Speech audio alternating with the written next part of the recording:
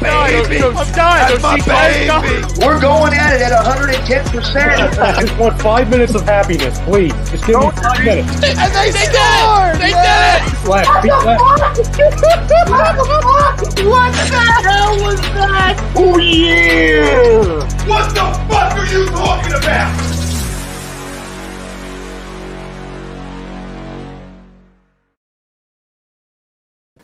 Yo, what up, everybody? Kicking it stateside back again. Saturday morning, not 50 degrees again. We are slowly going away from that. HD Radio, back again. Adam Modick, Brian Wheeler. What's up, man? How you doing? What is up, my brother? How are you? Fantastic. Per usual, got a lot to talk about. Premier League, full slate this past week. We'll get into that. A little FA Cup as well today. Unfortunately, your Gunners are bounced. And I'm going to tell you why that's a good thing. And I'm gonna guess I know why. There's a couple reasons, but I think some of the Arsenal fan base this morning, I told them tune in because I'm going to reassure everybody that in the long run this is a positive. It's always a positive. Sort of. When you got the momentum going like they are right now, but hey, it is what it is. So yeah, a lot to talk about today. Obviously, there's no Prem games this weekend with the FA Cup going on. So we got there's one today, technically. But, the makeup game at 3:00. We got Villa and Newcastle. Yeah. So again, not many people will. I mean, I'll tune in, but if you're not a fan of Villa or Newcastle, you might put that to the side. Yeah. Today, or watch the FA Cup. If you got ESPN Plus, throw that baby on there. Yeah, there's a lot of good games on games going right now. So, and I believe, isn't it United versus Tottenham in the FA Cup? Or is it Tottenham or is it United Liverpool? I think it's United Liverpool actually. Honestly, I don't know. I don't see it on today's. It's not today. Probably tomorrow. Yeah, it could be probably in tomorrow's slate of games. Right, because I remember that they were playing literally twice within the same week. Yeah, I'm already checked out of FA Cup. So yeah, I'm done. I'm done. We play Southampton twice in 3 days too. So we're just the bus is staying parked in St. Mary's. We got a couple days to just hang out there and staying on the coast. We got a Prem game that we got to play on Tuesday, and honestly, I'm pretty sure that was a higher value to Arsenal and Arteta over today's fixture. So yeah, man. Again, morning everybody. Greg, Jake, thanks for checking in. We got Greg agreeing to the poll. Loves a good firing. We love a good panic button push here in this region with our sports. So of course, if anything, any talks of maybe a firing really gets us going. Jake chiming in. What's up? I agree. Frank is as good as gone. Wheels, happy birthday again. That's a nice segue. Happy birthday to Brian Wheeler. Thank you. Thank you. 39 years young? Yes. 12th anniversary of my 27th birthday. There you go. A good one. Any spin zone you could put on it. Absolutely. That's what we do. Nice little gift. Although, again, it didn't bring much luck this morning. Unfortunately, 1-0 loss to Southampton in the FA Cup, but it's tough. Things will be okay. I was going to say you'll get your rant out, I'm sure. When you have 14 FA Cups and everybody laughs at you because the best thing you've done in the last few years is win an FA Cup, it's okay to be out. It's okay to be out. It's okay to move some focus elsewhere. There's bigger fish to fry at this point than an FA Cup. So. Yeah. Absolutely. We'll keep going on this more and more today. And I'll have my little rant. You're gonna harp on it. You're gonna pretend you're fine deep down, but you're like, nah, I don't know. It's like it's fine. It's fine. Everything's fine. Where's the meme? Because you want to win every game. You want to win every cup. You want to do everything. But of course, yeah, I guess in the we talk about big picture sometimes, and in the grand scheme, when I lay out the big picture in a little bit today, I'll convince myself and hopefully a few others that it's all right that we are not playing in the 5th round. Again, whatever you have to do to really convince yourself to. I'm still drinking the red Kool-Aid here, so. I mean, you kind of have to, right? You kind of have to. No choice, but yeah, not a great birthday gift in the kit. Not a very good birthday gift on the pitch today. So. Of course. But that brings us to our poll question, I guess, for the day.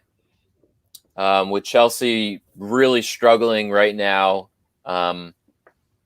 you got to look at the manager. Do you think everybody out there, you think Frank Lampard's going to last this whole season? Is he going to last another week? If they lose to Wolves on Wednesday or Tuesday, whenever that is he going to be gone after another loss? I have one question. I don't know who we could even get the straight answer from. Probably nobody ever. But I want to know all these signings, all this money spent. Was it people Frank wanted? Was it names that, Abramovich hears and he's got this big paycheck and he's like, oh, Kai Havertz, he's great. I watch a little Bundesliga. Let's throw him $70 million. Or was it, because then that to me is going to determine the difference. Like if Frank said, I need him, we finished 4th place or 3rd place, wherever they finished last year, we're back in Champions League. Here's what I'm going to bring you if you spend this money and give me that. Then with what's happening right now, then absolutely it's on him. Right. But if he was just basically did what he did last year with a lot lesser talent and then was told, here you go, I'm spending all this money, make it work. You can't really put that on him in half of a season right now. So there's a lot of questions for me in whether he should or shouldn't be fired. Yeah, I mean, I don't know who's pulling the strings. Like you said, is Roman Abramovich, sitting back and saying, I want, Kai, I want Timo Werner. I mean, Timo Werner basically fell in their laps because Liverpool didn't want to pay $70-80 million for him. He originally wanted to go to Liverpool the whole time, but Liverpool is not, like we've talked about with Lord Walker before, that's not their thing. They're not going to drop that much money, especially with Liverpool having the front three that they already have. It didn't make sense to spend $70-80 million on Timo Werner. So they saved a whole lot of money and get Jota, and he's been on fire. That's been great. And then, Timo Werner, Chelsea's like, well, open pocketbook. I mean, whoever you want, whether Frank's like, I want this guy, and Roman's like, dude, whatever you want, pick a guy, we'll get him. We got the money. It's just the fact that he's not playing people in the right positions. He's not putting the right teams together. It's always one guy that I just like. Now he's obsessed with. He was obsessed with Azpilicueta again on the right, and then he was obsessed with Tony Rudiger again. It's like these guys should not be in the 11. And then when you got Timo Werner and Kai Havertz, the guys you spent a shit ton of money on, not even playing really. Yeah, like throwing Timo in weird spots. There's some questions to be had for sure. That's why I say, in my heart of hearts, as a Chelsea supporter, I'm like, I don't think he's going to last. I really do not. I don't see their offense is so stale. Around, boxing in, they're terrible. Yeah, they're very flat right now. It's there's no chemistry. That's what it looks like. That's the giant issue with that team is every time I watch them, it's very lack of chemistry. Yeah. Now nothing. It's so important in this game, and people don't realize it. There's a reason why they make it a thing in FIFA that your team performs better when you put pieces that have chemistry around each other. Yeah, and guys get upset when people leave, vice versa. Yeah. It's like real life. Yeah, it is. I mean, it is real people don't life. understand. Like, it is very important to build that chemistry. And that, that's Eric's chiming in. What's wrong with Liverpool? We'll get to that right after We'll get to that. Yeah. We have Lord Walker coming on at 11:30, so we're gonna let him answer a lot of that as well. Being, that's true. The one closest to Liverpool. I don't want to get too much into that till he's arrives with us today. Pete, what's up, brother? Adams is always trolling Lord Walker. Love it. What's up, Pete? Morning. It's like Eddie and I.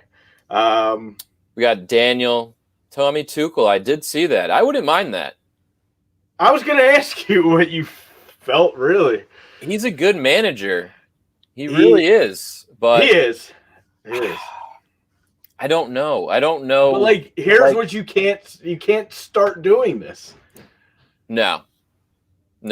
I just don't know, because there's so many issues with the Chelsea team right now. There's nothing that you can point to and be like, that's the issue. We need to solve that. It's many things right now. Just so much shit going on that it's like, will firing really work? Will that change the team? Like, we always say money doesn't solve all your problems. I mean, it's starting to be out that way. More. Yeah, exactly. It created a lot of problems. I mean, what did Alexi or I know Craig Burley said last week after the Chelsea match, it said that Chelsea isn't even a team. They're just a bunch of random players out there just playing for themselves, which I kind of see. Yeah. That's it. They haven't had enough time to build a real chemistry like that. I know training is not exactly the same as what it used to be too with COVID protocols. So there's been some changes and they haven't had that time to really build. Yeah. Pulisic was injured while everybody else came in. Zayed was injured while Pulisic was healthy. They haven't had that time to gel. And you can't not play the guys because you spent all that money on them. You got to get them out there. But that's the predicament I think Frank's in right now. Look when he was running with Giroud and all those guys, and they went on that nice little run, and then it was like, okay, well, that's great. We love that you're playing Olivier Giroud, but we spent a lot of money on Timo. You got to get these both on the pitch. And Giroud can't play a left wing, so now you're going to Timo, and you're saying, well, you're young and athletic, so we're going to put you out here. But you can play here, and now he's like, hold on, I didn't sign up for this. It's got to be stressful. What Daniel was saying, do you think that, I guess Alexi Lawless was saying that Pulisic's too good for Chelsea, which is puzzling to me because where do you go from Chelsea, though? Chelsea's a big club. Yeah. I mean, where do you go? I guess Real or Barcelona, I guess, would be the only other step up. Or Liverpool, I guess. I don't know. You go take Vinicius Jr. and Fat Hazard's spot? I mean, you could. Easily. They could. I guess Bayern might be. Swap you back. They could swap you back Hazard for Pulisic and some money. I think, he's not even the problem either. He's trying to do a lot by himself, which I get, again, is not good. And he got a terrible rating the other day. I think it was 5 out of 10 they rated him. He looks very selfish when I've been watching him. He's trying to do too much. I understand, that's his game, taking players on. But it's dude, it's a team sport. You can't take on 3 or 4 guys. You're just not going to beat 3 or 4 guys. It's not happening.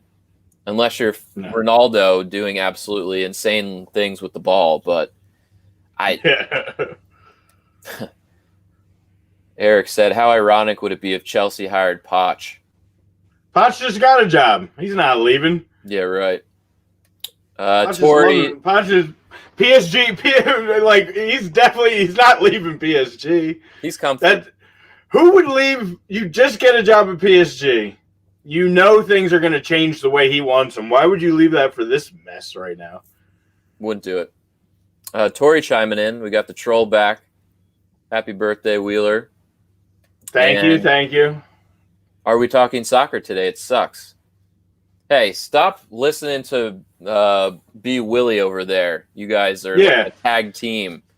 Every time soccer's brought up, after not even mentioning soccer, it's just like yesterday, it's like in our group chat, it's like, hey, happy birthday, Wheeler. Soccer sucks. It's like, why the slander? That's why I love him. I mean, I love it too. It's funny. Please roll his back. Invite Willie too. He usually chimes in with some nonsense. Ever since he saw that Union game where they sucked, he was like, I'm done with soccer. He was like, fuck this. Yeah, because we hyped him up for a month every time they had a game, and then the Union actually were really good, and then they laid that dud, and then big letdown. When you're like your laissez-faire fans want to tune into Philly sports, and then you see that performance, it's like, why? Yeah. What's the big hype around this team? It's like, I'm sorry. Like Tori and I believe in, love it or hate it, you're still watching us. So I don't care. I don't care what energy you're bringing.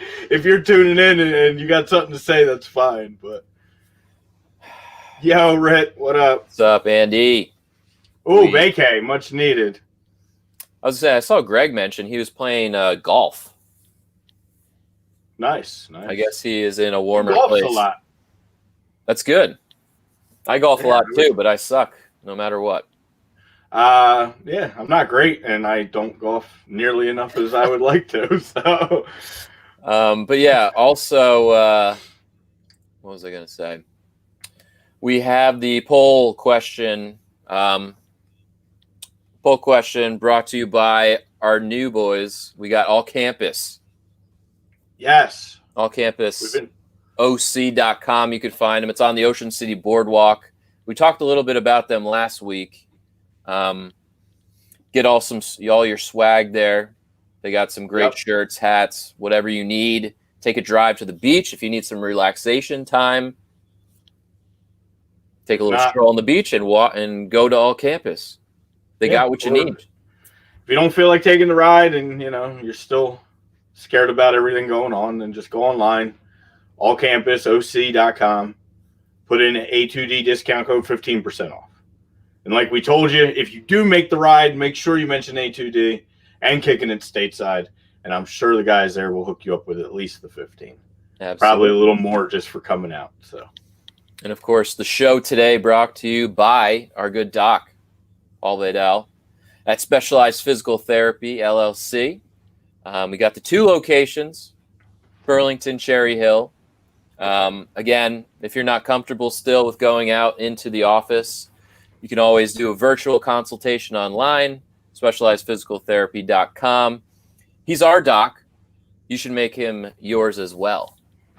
I love that. That's my new line. David chiming in. What's up, David? Chucks, what's up, my friend? Morning. What's up?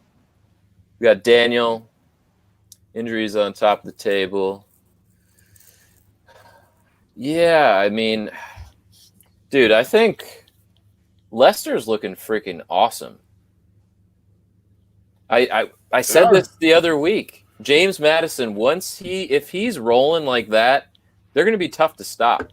And I know Jamie Vardy, I think, picked up a knock. He's out for, I think, maybe a week or two, which plays into, I guess, my injury thing.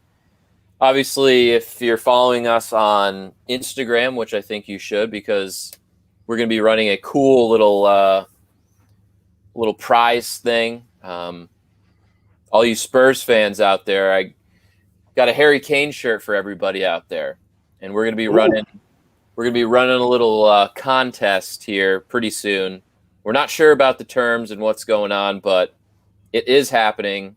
I think it's an XL Harry Kane jersey, white one, pretty sick. So anybody Can I win? If you want it, but don't burn it. You're not allowed to burn it. Damn it! Yeah, I guess after doing this so long together, you've already began to read my mind. I know where your mind was going. I was begging.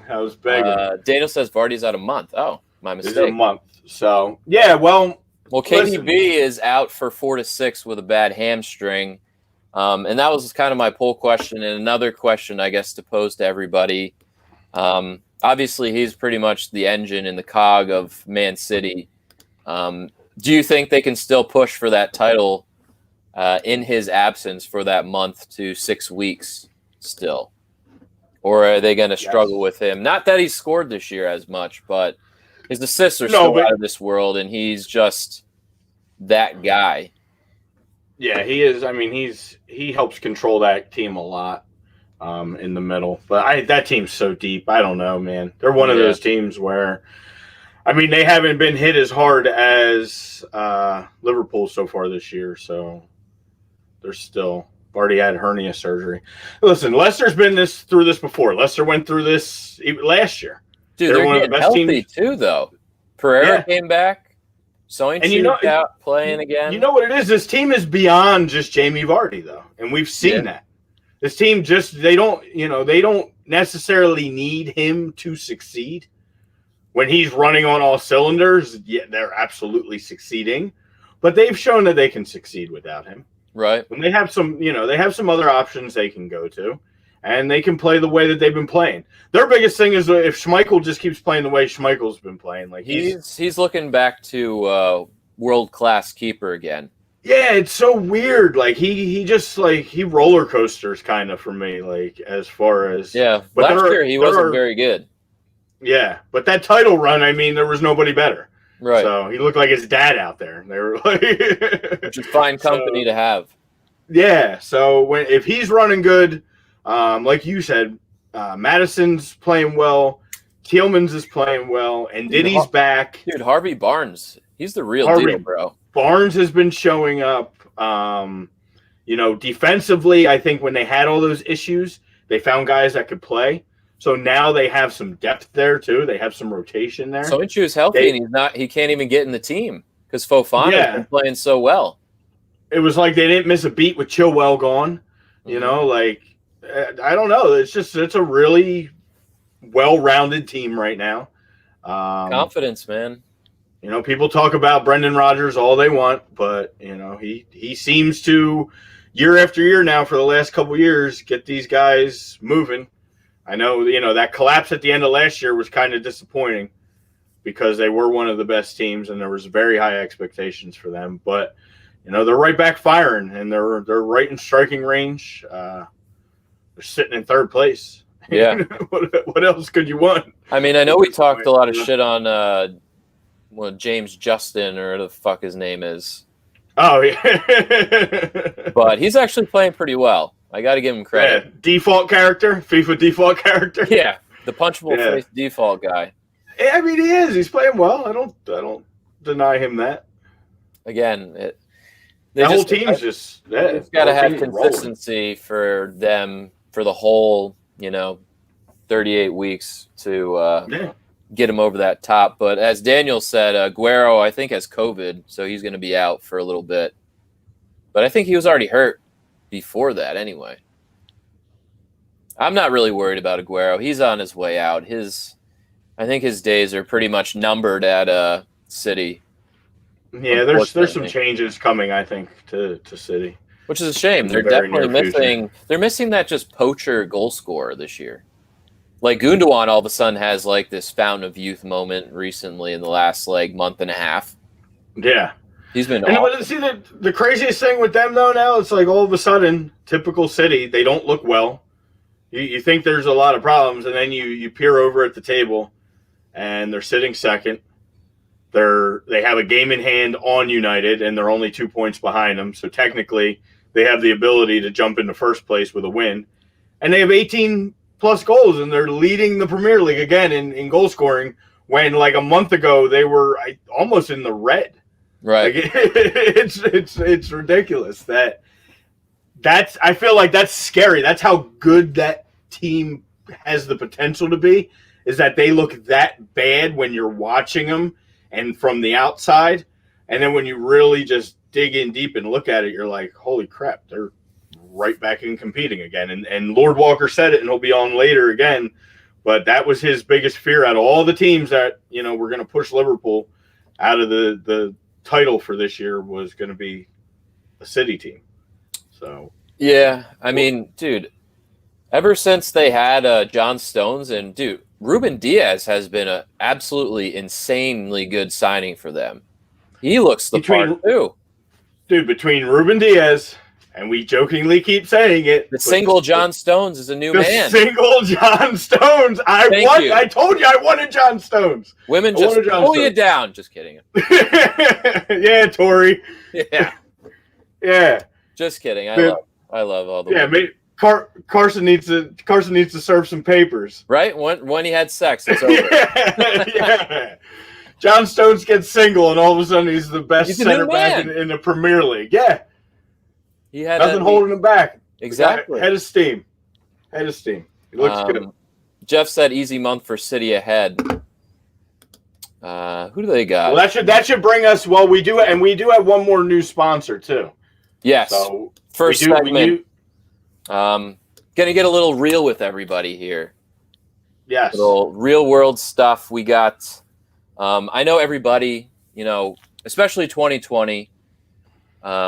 Obviously, mental health is, a huge thing. It's been brought up a lot in the past few years. Definitely came to the surface with, athletes coming out and said they've had, anxiety, just any type of mental health issue. And again, this year especially has been, I know, tough for a lot of people.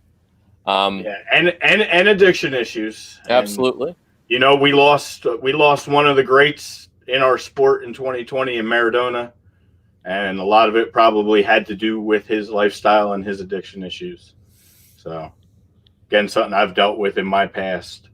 So it's very important to bring awareness to all of these things. Absolutely. And it's one of those things where, people feel like they're alone or have that, emptiness. But you know what? Just reach out. That's why you want to check on your friends all the time. Say, hey, man, how you doing? You want to talk? And just to let them know you're not alone. Everybody, I have anxiety.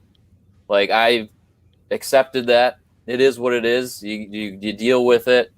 And I know it's not easy, and I'm sure a lot of you people out there, deal with it as well. It sucks. But the big thing is you guys are not alone.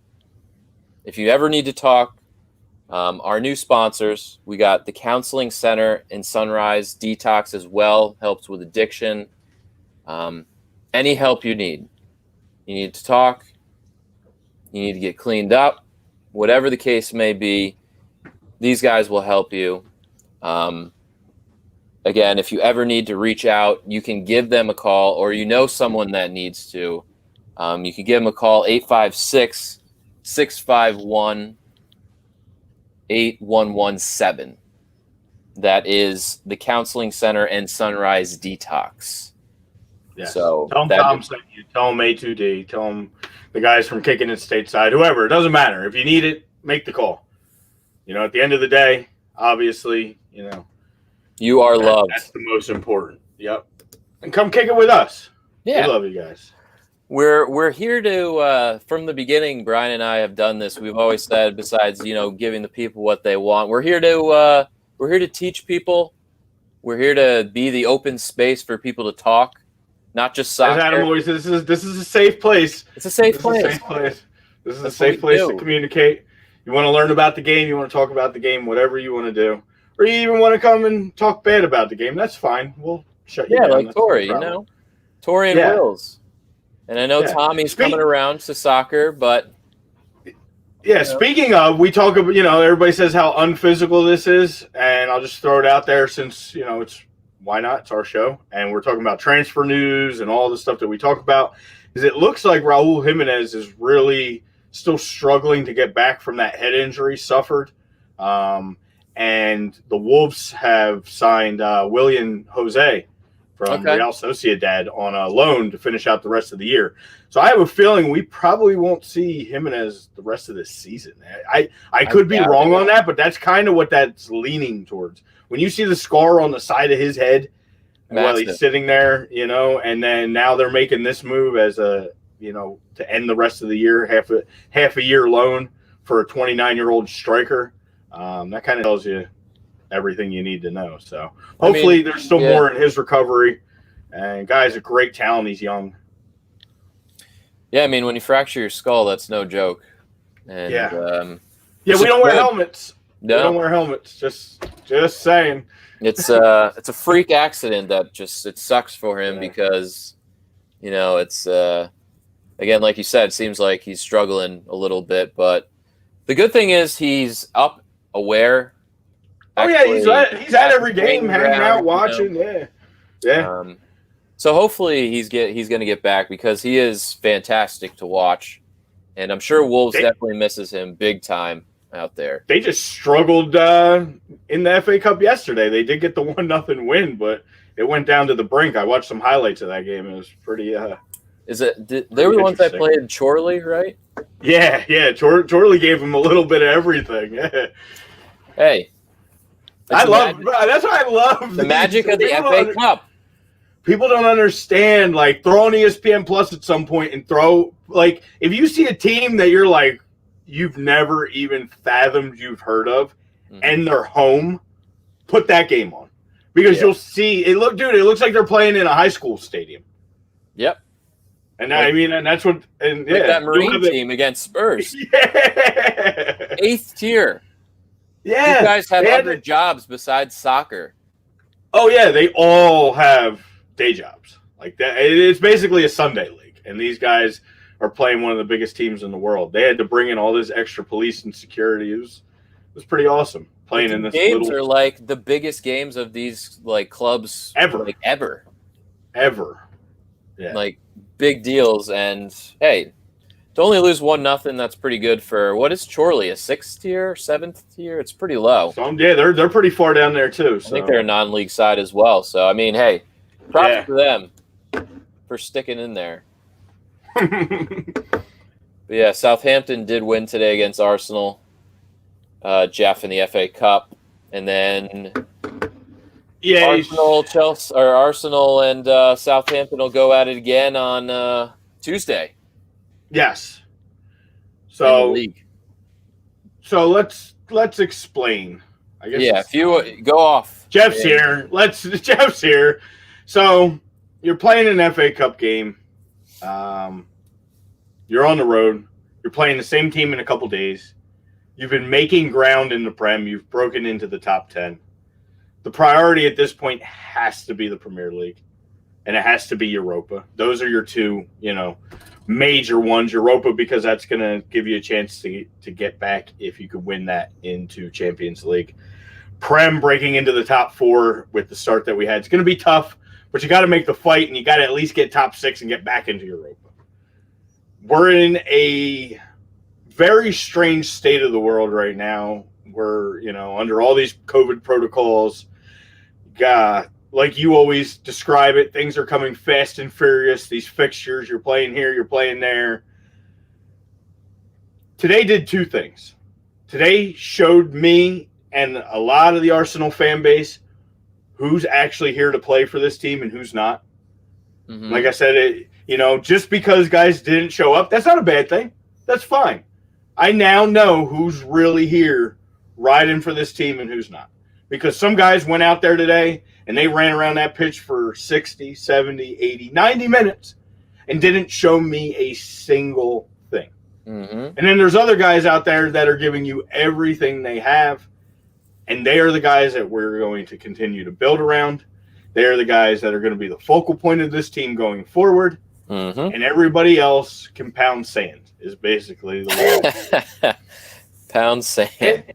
And it is what it is. I mean, like the Willian experiment hasn't worked out. Yeah. Okay. You're not too locked into it. No big deal. We know we can move on from that. Bellerin, you've been a nice fixture here. You've been with the club for some time now. You're only 25 years old. It's time to move on.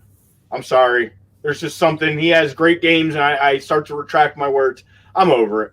People want to talk bad about Cedric. Cedric's been playing really hard, really well. Mm-hmm. He got thrown into a weird left back position this week because we don't have a backup left back because we moved on from Said Klosniak for the rest of the year. We didn't have a replacement. And, Kieran Tierney can't play all day, every day. You're going to kill the guy. he's a big part of our future, I hope. Although there's links that, who knows what's going on. It's silly season. But I think he's a big part of this future. Silly season, indeed. I think he's a guy you build around just like Liverpool did with Robertson. You need those type of wingbacks in this league to succeed. So he needed some time off. But,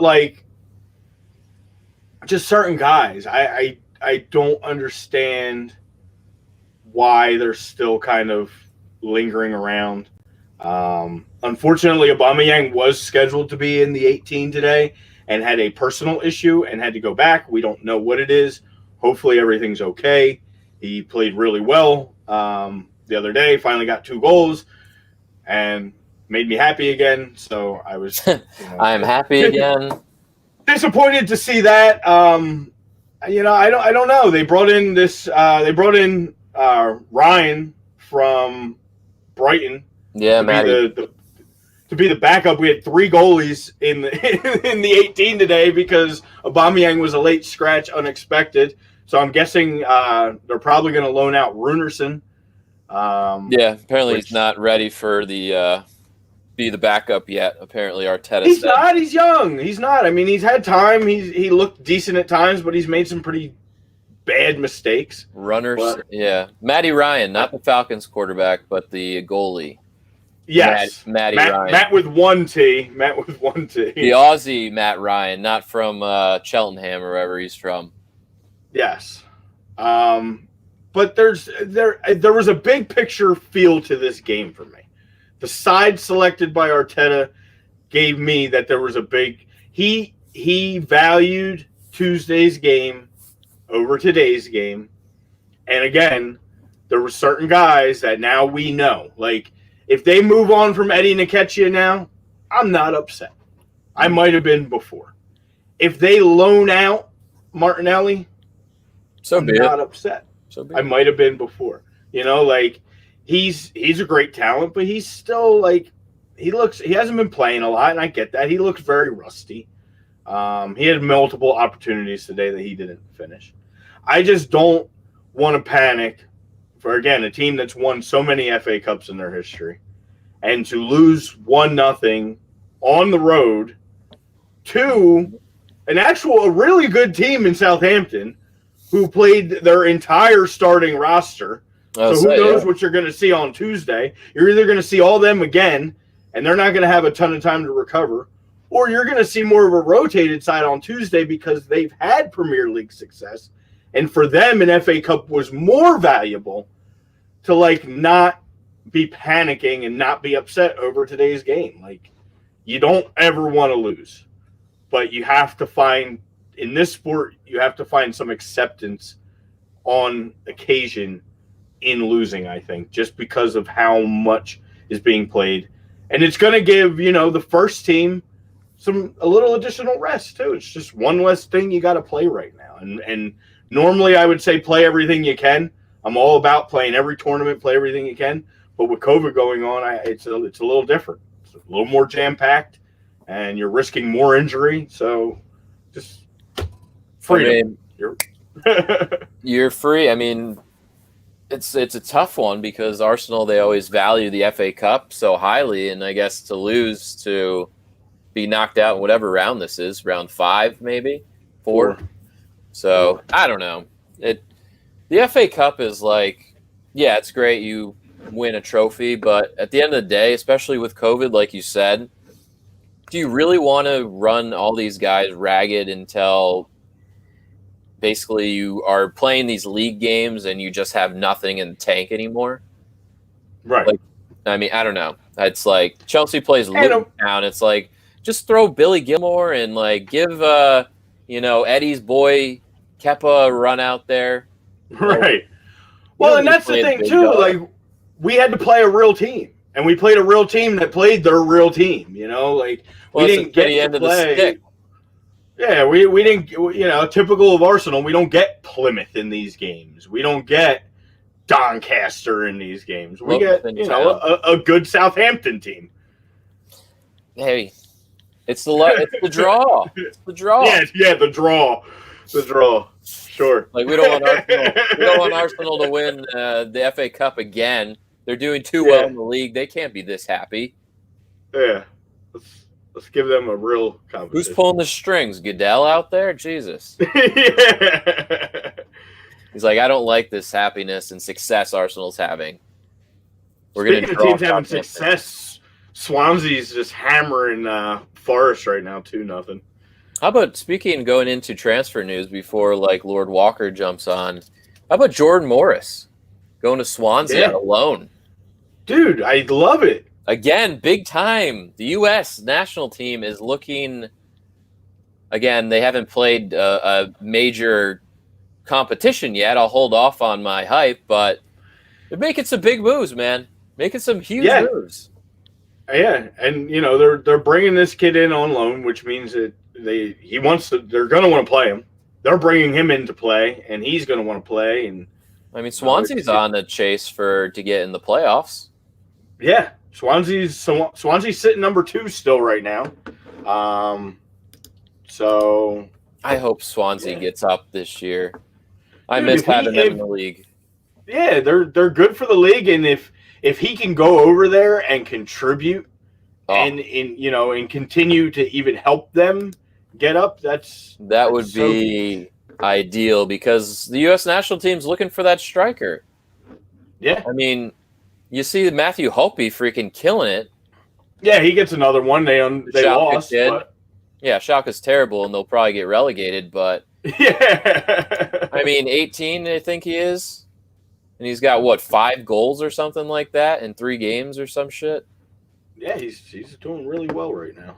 So it's like, I mean, again, I feel like we talk about this every week, but, I mean, how can you not? The success like all these kids are having over in Europe. We should be excited. That would never, ever happen. And this was the year for Jordan Morris because he's probably like 26, 25.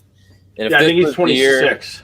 If this was the year to do it, then do it because his clock is ticking a little bit and give him a run out, see what he's got. It's only going to benefit 1, Seattle, 2, U.S. national team, and Swansea. If he does well, they're going to be promoted, and we'll see him in the Prem next year. But to say that you can, there's no way to be happy for Jordan Morris, I mean that's crazy because every way you look at it, it's fantastic business for everybody involved. Oh yeah, and if they hold out for another 40 minutes, they're going to have another FA Cup game. Like they're going to be playing some meaningful games in England. So that's what you want. It's only going to benefit. Yeah, Matthew Alley Boy 19. Oh, there he is. He's here. I told him 11:30, so he's going to join us. I like to give Lord Walker at least an hour to get his, especially today. I'm sure he's got some things to say about his boy. I believe so. Slipping up.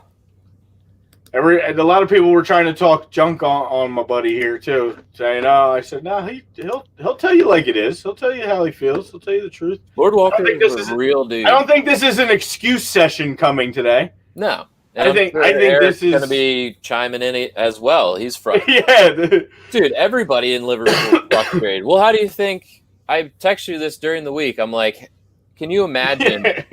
A month ago, we'd be sitting here and saying Arsenal is more. You'd feel more content being an Arsenal fan than Chelsea or Liverpool at this point. You'd have been like, "You're fucking nuts."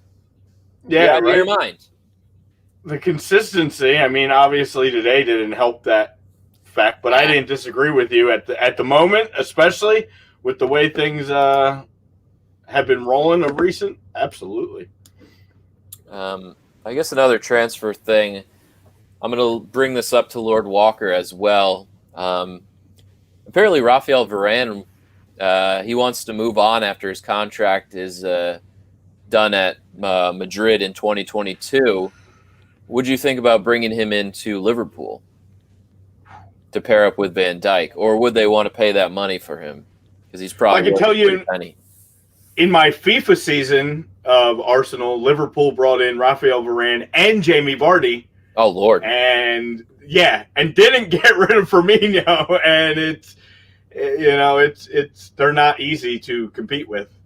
I can tell you that because Van Dijk's still there and the whole defense was there and they added Varane in there. And it's not fun. So for the sake of all of us, let's hope that doesn't happen. You got towering center backs, those two. Yeah. Although ever since he lost all that weight, he hasn't. I don't know. He hasn't been that good. He has games where it's like, what the fuck?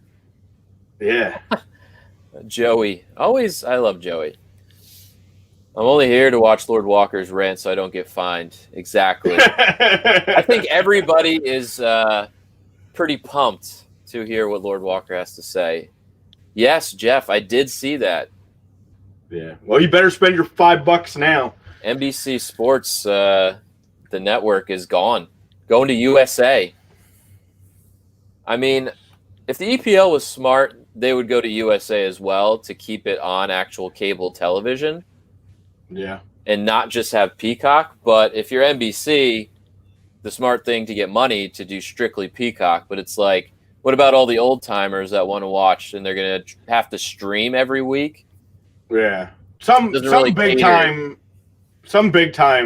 affiliate I feel like going to jump in. And honestly, I hope it's not the biggest of the big because their football soccer announcers, they just suck, man. Like even today, like it was just I wanted to watch the game on mute. I'm like, really, guys? Like this? These are the best guys you have. Like you have an Arsenal Southampton FA Cup game. Like British guys talking soccer and commenting is just so much better than like Taylor Twellman or Alexi Lalit. Yeah. No offense to them, but there's something about Danny Higginbotham and Derek Ray and Martin Tyler. It's just like these guys. Yeah. It's just like. I could listen to those guys call a soccer game all day. Oh yeah. I don't want as an American, I don't want that. Yeah. Please don't ever say his name on our show again. I won't. That's like Gus Johnson. Whoa, score! He's freaking out. It's like Gus, it was the cross. Relax. Yeah. That's why they pulled it. Yeah, and then they like some of the American guys, like you could tell the ones that are really too engaged in soccer, and then the ones that are just on a job for, and they've done just enough research, and they're trying to break down a play or something, and you're like, come on, like that, you don't even know what you're talking about. So you don't know. Maybe more job opportunities for us. Who knows? But give me a call, USA. I'm on the scene. I could run some color. Color commentary. A little other Aston Villa apparently bringing in Morgan Sanson, $14 million from Marseille in the midfield to help them out a little bit since they loaned out. Conor Hourihane is out on loan. Okay, which is surprising. Yeah, I was surprised to see that. Obviously, you mentioned the Willian Jose thing to Wolves. Martin Odegaard seems like he's about to go to Arsenal any second now. Good source, too. Fabrizio Romano, he's like legit, and he's saying Real Madrid, Odegaard loan to Real Madrid to Arsenal could be completed in a matter of hours, and this was 6 hours ago. Well, after what you saw today... Yes. Joe Willock can't even get on the pitch. You have 5 subs, and you couldn't even find because, please. I really like Odegaard, and I mean, I guess we'll see what he's got. Again, I don't know if his game translates. We talk about this, but hey, I'm the most critical of Martin Odegaard in the world. I think he's overhyped big time, but we'll see what he's got. I mean, he can't get in the Real Madrid team, and Real Madrid just lost to some third-tier Spanish team in the. Yeah, I know. I saw that. But it's different though. It's a little different over there. It's a little different. I just don't know what his game is. Like he's supposed to be this crafty, speedy guy, but I haven't seen. They need a 10. They need a 10. I've already said just give Smith Rowe just give Smith Rowe the 10 because every time that kid plays, there's energy and we've been winning. I think we haven't lost in the last month that he started a game. So why, and that's why we didn't see him today. He wasn't even in the 18 today because I'm sure he's going to be in it. He needed a break, but I don't know. Like you got Ceballos. I don't know what's going on with him. Like. Danny. You need somebody that's really going to go, like someone that's going to go in there and they're going to be creative. They're going to get the ball to these wingers. They're going to be able to work the middle because it's great to be able to work the outside, but if you can't work both, then you get one-dimensional and it's very easy to control. So they need some help in the middle of the pitch. Thomas is healthy. You got your CDM there. El Nahi's been playing okay. Xhaka can rotate in there. That's fine. I don't even care at this point. It doesn't look like Xhaka's going anywhere. So you have to accept the fact that he's going to be there, but he doesn't really need to be starting all the time. He's a good CDM at times. He takes decent free kicks. Great. Well, apparently Arsenal's trying to do a bit of business. Thinking about maybe bringing in Ryan Bertrand too, or Tyreek Mitchell from Palace. Well, they've talked about that, and in my one Arsenal group today, they basically, they said can't leave Southampton without Bertrand. I said that's fine. You're there till Tuesday. You got till Tuesday to make this happen. I like the kid, but at the same time, Kieran Tierney's really good. You need rotation. You need depth. Beast. But Kieran Tierney's probably been the best player on this team in the last 2 months. So, also I saw. I'd rather get Bednarik. Yeah, he's done well too. Him and Vestergaard have been like stalwarts in helping Southampton to get where they're at. I know Vestergaard's hurt now, but yeah, both of them playing very high level. I've said this since the beginning of the season. Walker Peters has been an amazing signing for Southampton from Spurs. It was. He's yet to get his goal because it ended up being called an own goal today. But he did what I always implore to anybody who plays this game. When you get near the net and you get the ball at your feet and you see something, just put the ball at the net because things happen. Doesn't always have to be a perfect shot. Doesn't always, but things don't happen if you keep it at your feet and it gets stripped by a defender and cleared out. But when you put the ball at the net, it takes a bad bounce. It bounces off a defender.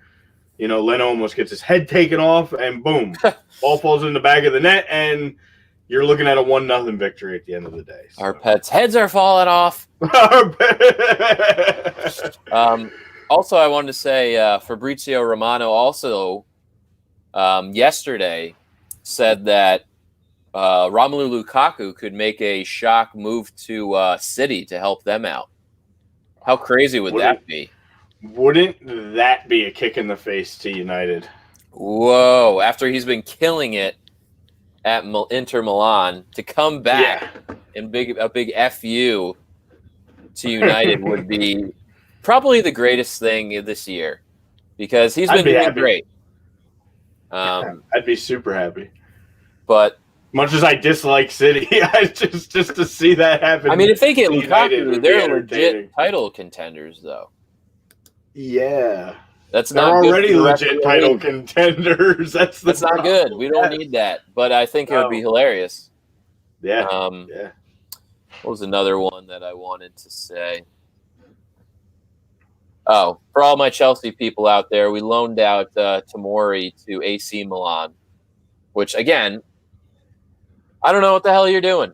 Why? Why isn't Christensen getting loaned out? That's scrub ass. Because nobody wants to take that loan. Tomori's at least an attractive loan, but he's played great when he's got the chance. Frank doesn't give him a chance, and now he's going to go to Milan, and they're going to buy him for $25 million in the summer for the option to buy, and it's going to be like, well, center backs in the Premier League. It's that John Travolta meme. It's like. Where's our center backs? We don't have any because they're all going to be terrible. I'd take Tomori any day of the week. He's a great young center back over some of these guys. But again, he's not getting his chance. So good for him if he's going to play at Milan. Yeah. One last thing before Lord Walker comes on as far as transfer stuff. Apparently Fabrizio Romano said that United might finally let Pogba go. Finally. Again, I'm not holding my breath on this, but they said possibly he'll go to either Madrid, go back to Juve, or join Poch at PSG, which I think that's actually going to happen eventually. I think that last move, he's going to go to PSG, win some titles, end his career on top. You know, he's living in Paris. You know, he's back basically home in his home country. I mean, it's written in the stars for him to do it. Yeah. I mean, I could imagine him and the little guy in the middle, Marco Verratti. Those two freaking bruisers just patrolling their midfield. That'd be great.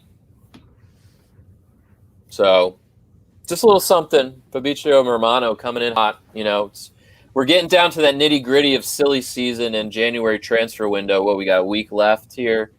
Yeah. So, entertaining. Before we bring him in, I got one that I still wanted to throw out too. And just a quick thank you for his service. And, you know, Tim Parker played very well. Played very well for Red Bull in his time there. Never really broke totally with the U.S. national team. He had some caps. He's a decent guy, right. Good center back, headed to the Dynamo.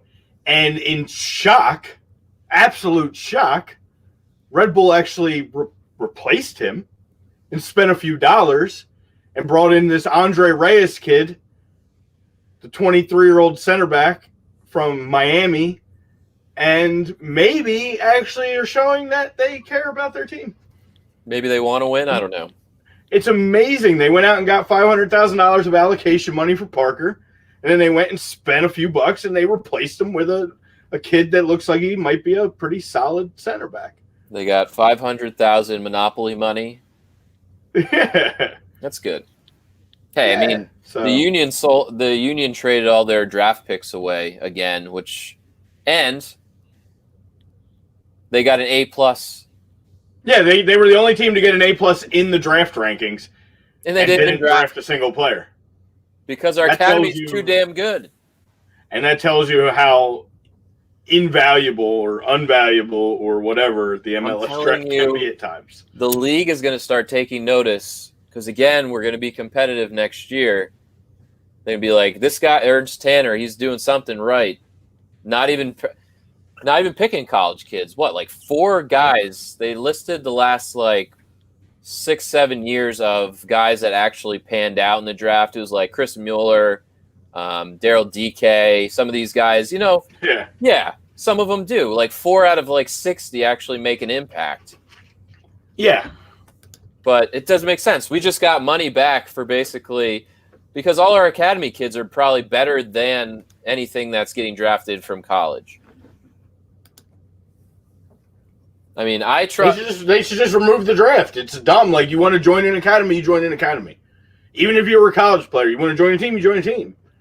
I just don't understand, because half these kids do start out when you're 13, and then when you go to college, they, instead of sticking with the USL team or the U23s, they go to college. I get it. It's your opportunity to play college, soccer and get an education. I would never knock that, but no, we've seen it time and time again that the path to a lot of success is through academies. And you saw it with Dallas being pretty much right now with Reggie Cannon, getting sold. Brian Reynolds apparently is going to go. I mean, they're playing, Roma and Juventus are playing tug of war with that guy. Yeah. For his services. I mean, you got Jesus Pereira, Pax Pomical, still out there in Dallas. I mean, and you're seeing it with the Union now too.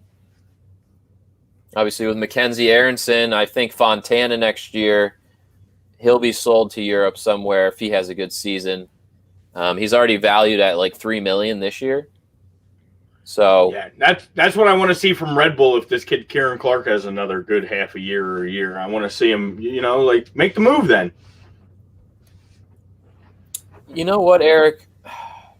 Again, a rant for myself about the Bundesliga and my team. I was going to save this for Lord Walker, but I just can't now that you brought up Leipzig. I hate the Bundesliga right now because a lot of people do. My team stinks. And it's frustrating because Bayern, it's the year that every good team is losing and Bayern is still going to win the fucking league. Yeah, again. It'll be 2 years in a row that Bayern's had like a down season. Well, last year they were ridiculous. This year they've barely beaten like Augsburg and some of these low teams. They were in 6th place last year before Click came in there. So that's right, Hansi Flicky. Yeah, so once Flick brought the Click, they just Eric, I didn't know that. And they've been the best, they've been the best team in the world. They've been the best team in the world. And it's frustrating. It's so frustrating. Yeah. And Leipzig is on the down slope too because Dortmund beat them 2 weeks ago. And now they lost to Mainz, who's in the bottom 3. But I can't talk anything because Dortmund tied Mainz last week. Yeah, at least Tyler Adams scored today, so that's good. Yeah, 9 in a row, Eddie. Unreal. Yes. It's not even watchable. If Dortmund's not good, who's going to be good? Mönchengladbach? Who the hell cares? You know what's crazy? Even as a Bayern fan, sucks. Sometimes it's not even watchable. Like there's times where I'll see that they're on, and I'm like, I love watching them, but like I'll just watch highlights. It's just they're not doing themselves any. The Bundesliga is not doing themselves any favors. Of course, money will make you pissed off, man. Don't bet on Dortmund the rest of the year or Leipzig. Yeah, it's not going to come out to.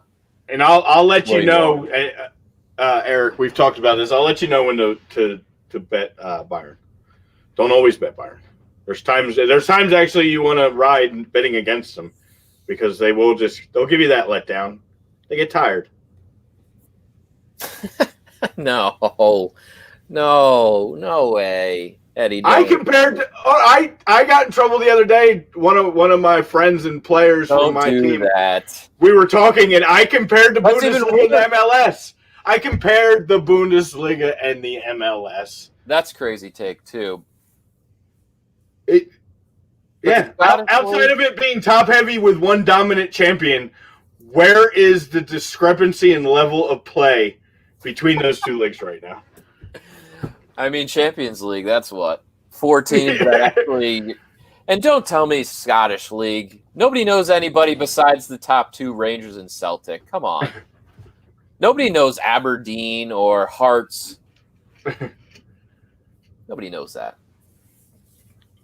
And everybody knows and this year sucks because Rangers is so good. Yeah. Who knows Gladbach? Borussia Mönchengladbach. Yeah. You know the only people who know all these Bundesliga teams when I'm watching is my dad because he was born and grew up in Germany. Right. If you're like a German... So he's like, oh yeah, I went to that city. I mean, don't get me wrong. When I saw the Dortmund game live, it was fantastic, but it's just not good. They have Jadon Sancho and Haaland and Reina. These guys are really fucking good, and they cannot win games. Haaland, come join Odegaard. He's going to Chelsea. Join Odegaard. Haaland, come to Odegaard. He's going to Chelsea. Why? Why? That was another... I hear it, but you know what the crazy thing? I hear it, and I believe it. And all I can say is why. Fabrizio Romano said that they're going to... That money burning a hole in your pocket, you need to write another $100 million check? Exactly. Is that what it is? We need to spend more money. Yeah. And have Haaland come in and... Well, his release clause doesn't... You can't tap into his release clause. I think it's like 70 mil. or 75 until 2022 anyway. Yeah. So perfect time for Odegaard to get settled in and bought out of Real. I mean, maybe the Norwegians have a hell of a run. I'll even take Josh King at this point. Who cares? Give me a Norwegian striker to go with Odegaard. Runnerson Norwegian too? No, he's Icelandic. That's right. I'm happy if my team has an Icelander on it. Ooh, Eric with the Holland going to Liverpool. I don't know. Maybe Derek Holland on vacation. Yo, I don't know. I mean, we're not writing that check. Yeah, Kloppy, I don't know, would do that. Unless they sold Mane or somebody like that. Or Mane that's a perfect segue. Where is he? Where can we get him in here? It's time. It's 11:30. The people are waiting. The people are waiting. Yeah, Eddie. Up to Meccano. He's a good player. He's like a better version of Koulibaly. Yeah, I want him so bad. Just a massive person. Like if I had to pick one defender that I could get right now, he's the one. Yeah, you and everybody else. I know. I've been saying it for like 2 years though, and like they're not ready to move him yet, but it's got to come at some point. Not in the middle of the year. Yeah. After this season, I think so too. In the next window, he will be paid. Yeah, I mean he's a young kid. Especially if we get Euros. Yeah, if we get Euros in and he gets time with the French team that they say he's going to get. Like, dude, I don't think they're going to play the Euros. Well. I know. I heard rumblings that the Olympics are done too. I really don't think they're going to fit the Euros in. Yeah. If the Olympics don't go off, I don't think the Euros can either. It's going to be too hard. Yeah. Which sucks. I want some competitive. Like, what does that say then about trying like World Cup qualifying? Yeah. Like, I don't know. I don't know. It's scary. Like, they're going to let like the U.S. I mean, we don't know, Eddie. I mean, we don't know. There's speculation that it's a possibility. Right. There is rumblings, or I don't even know if it's official yet, but I think Tokyo was like, we don't want to host it anymore. Like, yeah, we're out. And they've already pushed the Euros. The Euros are still branded Euro 2020, even though they plan to play them in 2021. Right. So they've already pushed it once, and if they can't get things to where I guess they feel comfortable. And the unfortunate part is, these club teams, they have a say too, because, all of UEFA and all of that, and they don't necessarily want their players being risked either because they have a lot of money invested in these guys. So where the national teams do pay you as well, the club teams are generally paying you more, and they're that's the consistent salary. Right. So they have a big. And real quick before Lord Walker comes on too, that's a thing against that. You heard that Super League that was trying to be formed? Yeah. UEFA basically came out and was like, okay, you want to play in that? Just so you know, anybody who plays in that is no longer eligible for World Cup because we don't recognize that league. So if Arsenal leaves and goes to that league, no players on Arsenal can now play for their national teams.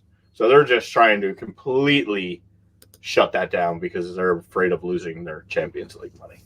Yeah. So a lot of money in that, boy. We know that. Yeah, and you won't get guys to play if they can't represent their nation. I'm sorry. I'm sorry.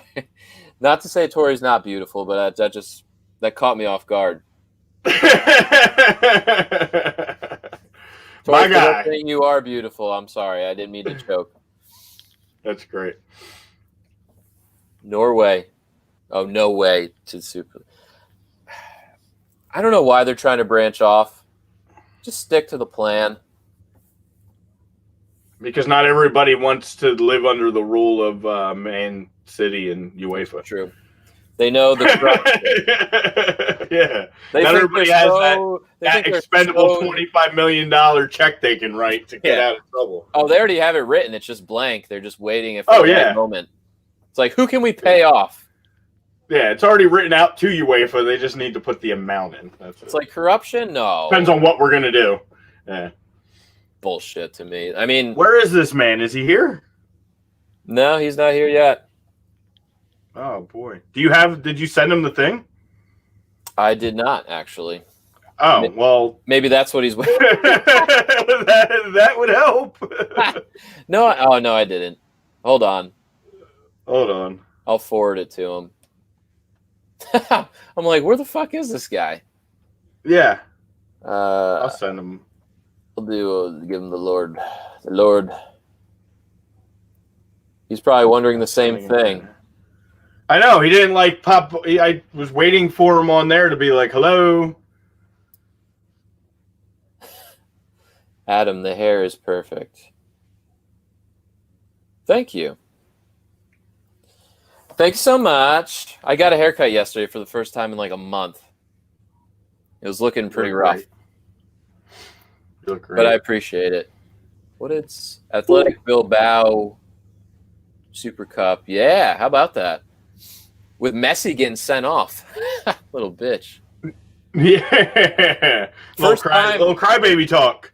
First time I think he got sent off. He got a 120 plus minute red card because he was sad. I love it. Yeah. I absolutely love it. Where's the Lord at? I don't know. I just sent him a copy of the link. We're all waiting on the Lord. We all need the Lord. See, Tori heard us talking about her, so she popped up. We appreciate her still being here. Talking about the game that she hates so much. We're just so entertaining that it's so hard to tune off. I get it. It's probably because I look good in red. That's true. There he is. The man. The myth. The legend. He needs no introduction. Lord Walker. What's up? Hey. What's going on? Sorry, we're both sitting here waiting for you. Who sent him the link? Oh, nobody. That's why he's not here. Miscommunication. Oh, God. Before we start, I have to just do this. He got up early just for you today, just to have that set up. I had to have the Ashley Barnes celebration. As I said before, hey, you know what? He needs those goggles. He's the geezer that needs those goggles to go through all the things that he throws out. Through. You're like that old man needs some goggles. Oh, yeah. Freaking Ashley Barnes. Well, let's get into it. What's your deal with your squad? Not scoring in 4 games. Yeah, that's true. But I mean, hey, heavy is the head that wears the crown. So I'm not really so perplexed over our scoring drought. There's a lot, I think, involved in it. And I think that one thing I'm not going to do, and I'm doing my best to not do it anymore at least, is I'm not going to allow for myself to bring all the excuses and bring all these different things to saying about the VAR, about injuries, about all those other things. You know what? That is what it is. You know, we're champions and we're going to deal with it. We've been dealing with it all year. And it's us against the world, which is a cool mentality to have. So I'm cool. I'm cool with it. We'll make it out of this. And when we do, hey, we'll have plenty of humble pie to serve everyone. And it'll be good. It'll be good. So no overreactions yet. Not yet. Look, I remember when Divock missed that chance and was one-on-one. I had a lot of my Reds fans, Red supporter friends and friends saying that's a sackable offense, this and that, yada, yada. Look, that man has done some great things for us last year. He's the reason why we were able to continue on in the Champions League. So when it comes to a lot of those things, I try to take a step back. You know, I'm a Sixers fan. I hear all the negatives about the beat. I hear about, Ben Simmons. I'm sitting there, I'm like, these guys are some of the greatest players in the world. I should be appreciative that they are playing for our team. I'm not necessarily going to throw them under the bus as soon as they, somewhat have a little dip in performance. So that's certainly something that I've been pushing back towards and trying to encourage my my fellow Liverpool fans to try as well. Yeah, I mean, yeah, it's hard. You almost got to give Divock an excuse there, because how sharp can the guy really be when you have so many talented players playing in front of you? Absolutely. You're not getting time. You're not getting time, and game speed is always way different than practice time and practice speed, and things like that just happen. Wow, Victoria coming in hot. yeah. Oh Or man, the hot taker. I love it. A little different sport. Sport. It's actually hard to score in this game. it is. Hey, at least Divoc's shooting, unlike Ben Simmons, but that's another story. Yeah. Yeah. Hey, lay off my boy. don't go on my Ben. Eric says that Liverpool will get the last laugh. That's the kid's part. I mean, we had all the haters last year. We had all the haters on us, and it was so egregious the way that they would attack us and say, "Oh, we're not going to win it. We're going to bottle it at the end of the day," And it was even when we paced ourselves so far ahead in the league, we still have people saying, "Oh, this is still." City will come back, or Liverpool will figure out a way to lose this. Look, the form that we've been in for the last, I'd say 3 years easily, has been epic. And hearing all the haters say the things that they say, after a while, I'm just like, you know what? If you're not hearing the hate, then you're not probably doing something right. Yeah. And obviously, we have a lot of jealous people out there that want to have the claim and everything else.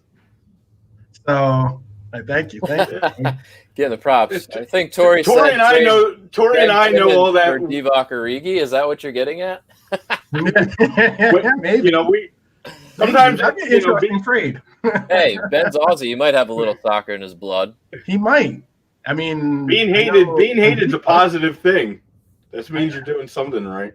No, and it does. It really does mean that you're doing something right. And that's why I really would like to just calm down the fires that we're allowing other haters. And I know hate is sometimes a harsh word. Some people get, turned off or pushed back from that word. But I'm saying detractors. Detractors. Detractors. That's a good word. Right. Good word.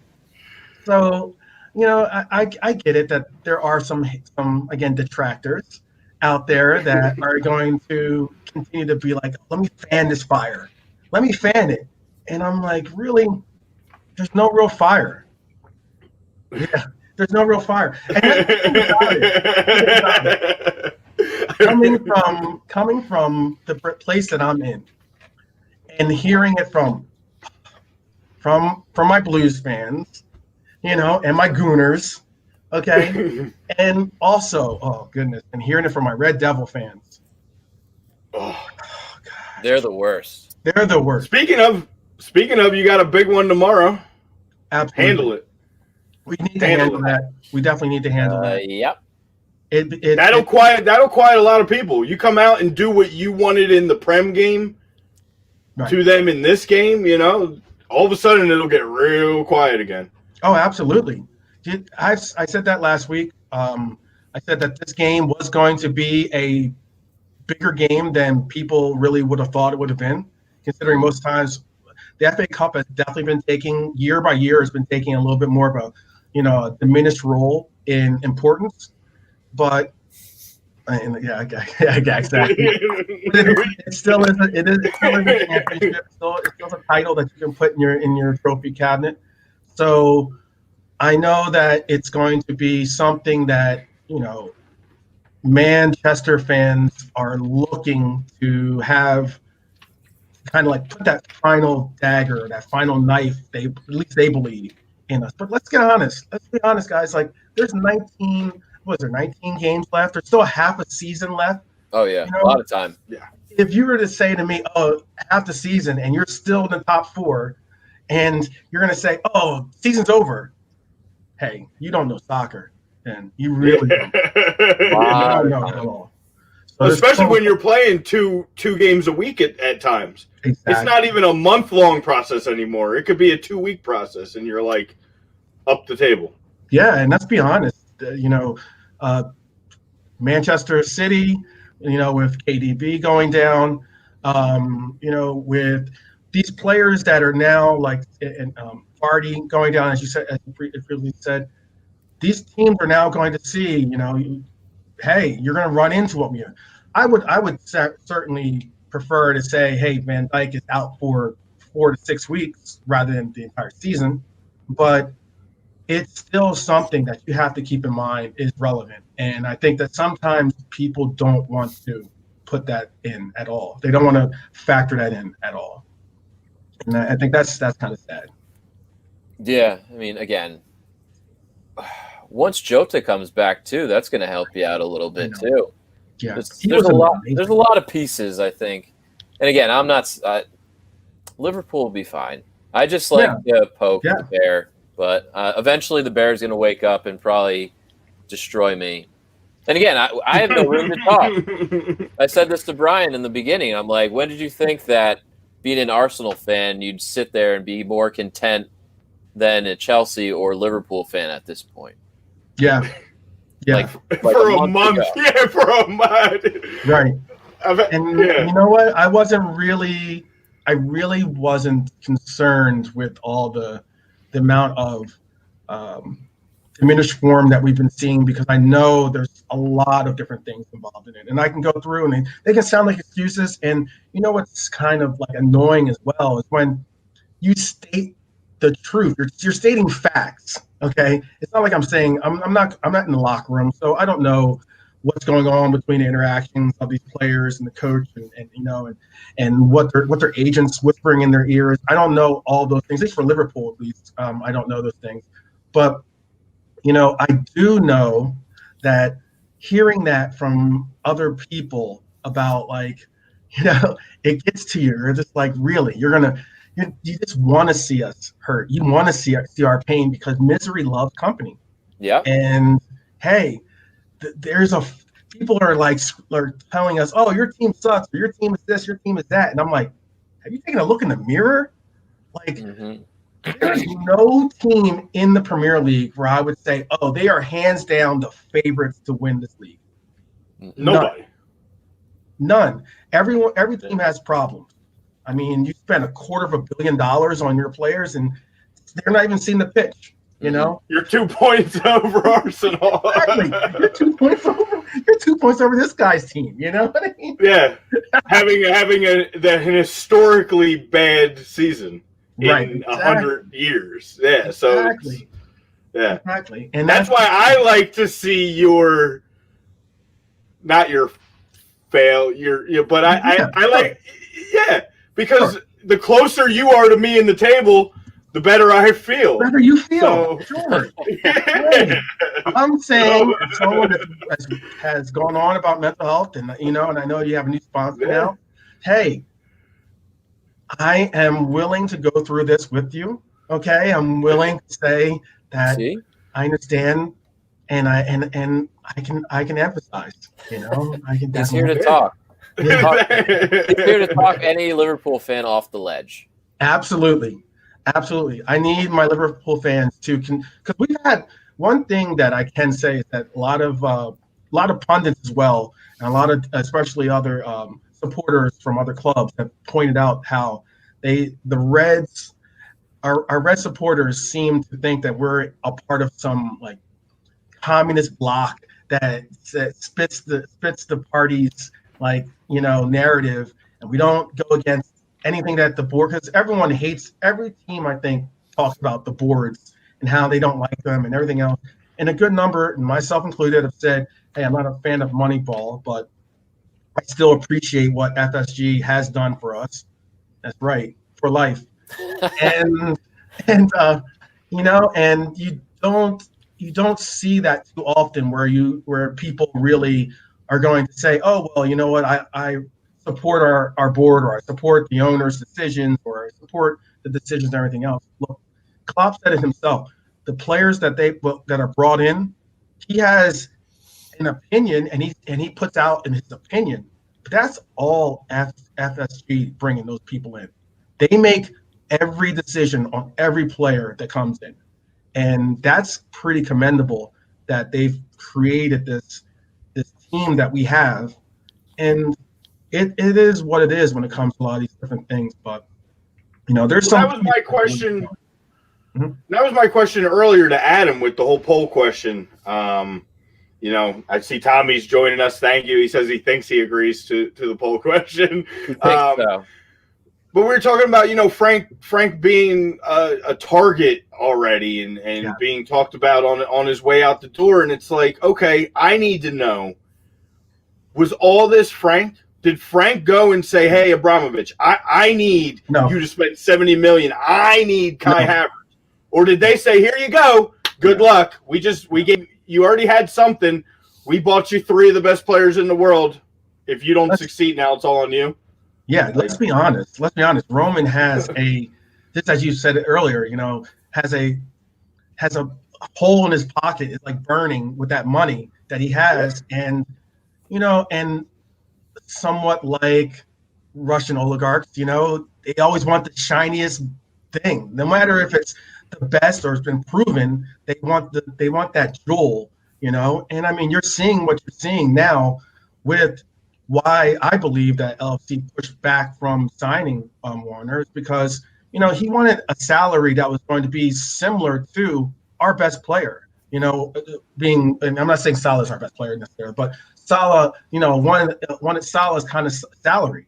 You realize Salah is the fourth highest paid player in the world. Yeah.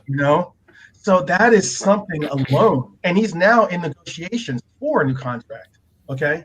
And he got that because he proved he could do it in the Premier League and Champions League. Prove it. Not because he just wanted to walk in the door and thought that he deserved that. Exactly. Can you imagine Salah in the Bundesliga? Tear it up. He would tear it up. But I mean, those numbers would be a little bit hollow in that, it's the Bundesliga. It's the Bayern Munich practice league, So, hey, it is what it is with that. But again, I said it before. Again, I'm not in the locker room. I don't have some inside source, coming. But this is all, superlative perspective. I really think, and I said it before, that when you started hearing the rumblings in the Spanish news about Salah's interest to play in Spain, that's when I knew, hey, something's about to happen, And I'm appreciative that it's not on the levels of a Pogba. Let's be honest, Pogba's situation was a hot mess, and if we had to go through all that, that would have been miserable, Yeah. Mm-hmm. But hey, Pogba's turned it on. He's pushed further past it, and I'll give credit where credit's due, But I still think that it's a difference, I mean, you had the little flare up between Mane and Salah, where he got angry with him and passed the ball basically, and now every good striker, every great striker, let's say that, wants to shoot. They don't. The shoot is like if there was 3 options, it would be option A, shoot, option B, shoot, then option C, shoot, Shoot. It's simple as that, and that's Salah, and Salah has somewhat allowed for the success that we have brought him with this team, and now he's really hell-bent on getting paid Mbappe style numbers, and that's something. I mean, the guy's making over $200,000 a week already, right. 2,000 pounds a week.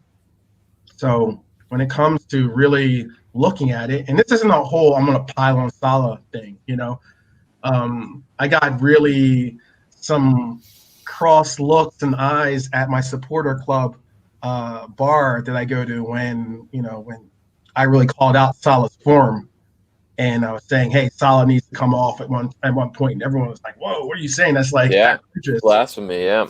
Hey. Yeah, Eddie mentioned that he didn't look happy when he got benched. Yeah. No player should really. No player. Yeah, well, yeah, if I have a guy and I bench him and he looks happy about it, then he could stay there. Yeah, you know? I don't want you to be happy. Other issues there, but yeah, he did look a little upset on the bench. Yeah. My thing with him is, I mean, we talk about it, and obviously we're a Premier League show, and we love the Premier League, but you know as well, and we all know that every great soccer player has the aspirations to at some point probably play in Spain. I think that's sad. That's like so misguided. I know, but you know, they either somebody either want to play for Real or you want to play for Barca. At some point in your career, that seems to hit every, especially like a guy from Egypt who went through what he's gone through, who's came to the Prem, didn't succeed, struggled, was cast off, goes to a club like Roma, who. I like Roma. Roma's probably the one of the teams in Italy that I enjoy watching. And rebuilds himself, comes here and becomes one of the best, if not best, scorers in the world for a stretch. He wins a Champions League. He wins a Premier League. What else is left?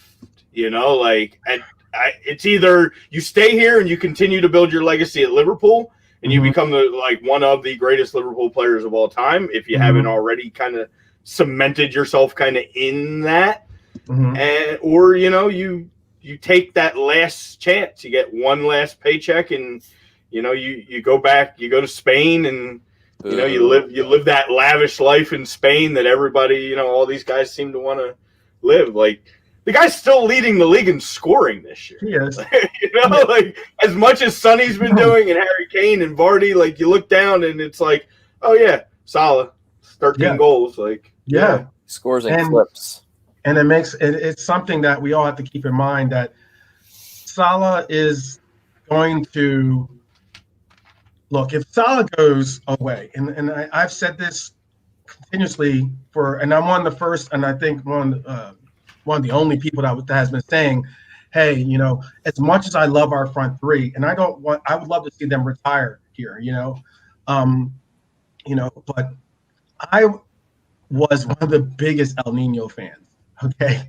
And to see him go to the Blues, for instance, for at the time, which was a record deal, for him to go to the Blues, I was very, very disappointed and heartbroken somewhat to see him go, because I saw the brilliance and magic that he brought to this squad. But at the same time, I could see that, hey, we have to cash out. We had to figure out a way to replenish the stock.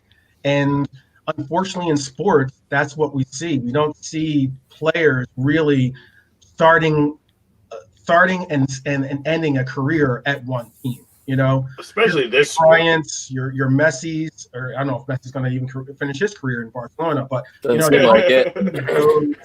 don't see those great players go a whole span of a career and find themselves saying, "Oh yeah, I've ended it here." And I've said I've made the analogy when it came to Gerrard and how Rafa told him, "Hey, you can go to another squad and be a good player, a great player. I mean, hey, but here you're a legend." Right. And that is different, man. I would much rather be a legend than just be a good player or another good player on a team, and that's just it, and when it comes to being a legend, and it's not like we're not a historic team, I mean, we're a pretty big squad when it comes to having some real push and say in the global game. So, yeah, it was a little weird during the Kenny Dalglish years. Oh yeah. Well, when he came back, hey, let me say this: King Kenny when he came back, when King Kenny came back, he had some. It was tough for him because it was,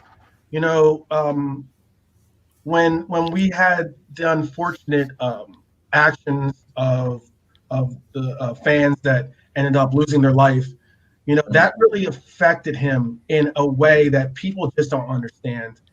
And when he came back, he wanted to see and feel as though, hey, he wanted to be a part of this game that he so loved. But hey, we're sitting there and we're paying record signings on Andy Carroll, and we splashed the pot with plenty of cash going out, and it was a difficult thing. But King Kenny is doing or did something that you at Chelsea need to have Frank understand. And look, Frank has never won. King Kenny has won titles, okay, as a player and as a coach, okay. But one thing that Lampard needs to understand, the same thing as some United fans have been saying about Ollie, he needs to be able to say, hey, I'm going to set this up for the next real coach, the next real manager that's going to be able to come in and really make a difference. And that's what I really think is a difference, is that, we made that transition, whereas it bringing in Brendan, who was another placeholder for bringing in Klopp. Sure. I think that was something that, again, FSG, I give them credit for, and understanding and being, professional enough to allow to happen. And that's what did. So. Yeah, just the Chelsea thing, it's annoying because their academy wins the UEFA Academy Cup almost every year. They're turning out players. The only annoying part is they sell off all their good young players. Look at, Tariq Lampard, fantastic player. He's making his name. Oleana on Fulham was fantastic for Chelsea. Yeah. Look at Bertrand Traore. Yeah. He gets cast off to France, plays well. Now he's back and playing pretty decent for Villa. Yeah. How can you expect to be a quality and give the reins to these young kids? And last year, I think it hurt now to have the transfer ban, because Roman came out saying, I have the transfer ban put on me, so now I feel like I have to spend all that money that I couldn't before. Right. The only thing that helped out was the development of Mason Mount. He's been the best player, I think, on Chelsea this season. Wow, Mason Mount. Really? Yeah, I think he's been pretty solid. And I'm not gonna. I give credit where credit's due. I understand that a lot of players on Chelsea get a bad, a rap when it comes to really putting it in. But Chelsea doesn't really develop their youth players or their academy players. Unfortunately, because you have Roman, who's like, oh, I want this new shiny thing. I want this new shiny thing, and that's what happens when. One thing that I can say is that, I like to call him Cujo, but, Curtis Jones coming in, hey, I'm cool with that, because it's just another development of a player that we've had in our academy, and we've progressed along. There's these players. I'm excited to see what we can get out of Reece. We have some other center backs that are in our academy league that really could show some decent promise. When it comes to Williams is another academy player that's shown some real promise and is getting some real good looks on the pitch. Those players are players that I'm excited to see when they get their opportunity, and eventually they will have their opportunity in this format. They will, at least. Yeah. So, yeah. I'm Adam will tell you, I'm the biggest proponent for playing the guys that are there. The guys that you already have in front of you, the guys that you've seen since they were 13 years old, the guys that understand what your brand is about, whether it's Liverpool, Chelsea, Arsenal. When you put this on, this means something. Yes. When you spend $150 million and you put and you throw it on. Like, what does that mean? Like, there's no meaning to those guys. They don't care about the culture. They were willing to accept an offer probably from the team that was willing to pay them the most. Not saying they don't love the game and they don't want to come out and play, but they don't understand what it means to be a Chelsea player, to be a Liverpool player, to be an Arsenal player. And that's the tough part with that. And I said that, when Adam and I first started this and we were sitting in a little booth talking for 2.5, 3, 4 hours at times, just, not even knowing what we're doing and all that. And, we were talking in the directions of our teams and where things were going. And I told him, I said, you're actually lucky. I said, be surprised that, what Chelsea's going to do in this situation.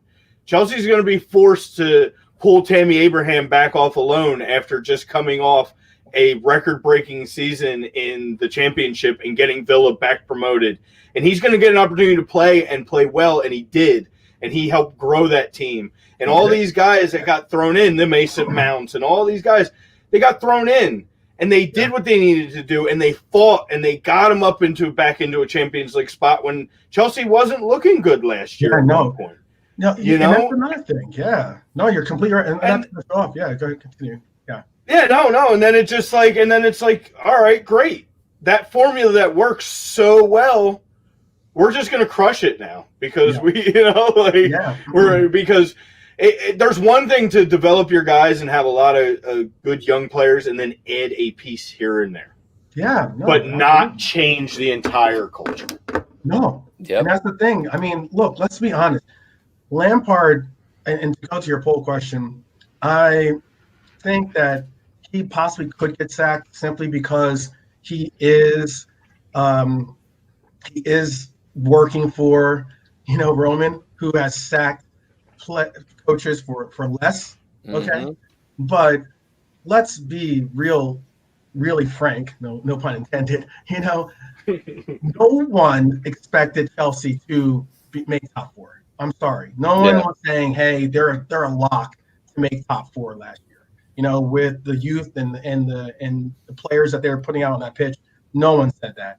And that alone should give you a little bit of leeway to say, okay, let's stick with Frank another year. Let's really give him an opportunity to make and gel this team together because, he obviously did something with this team.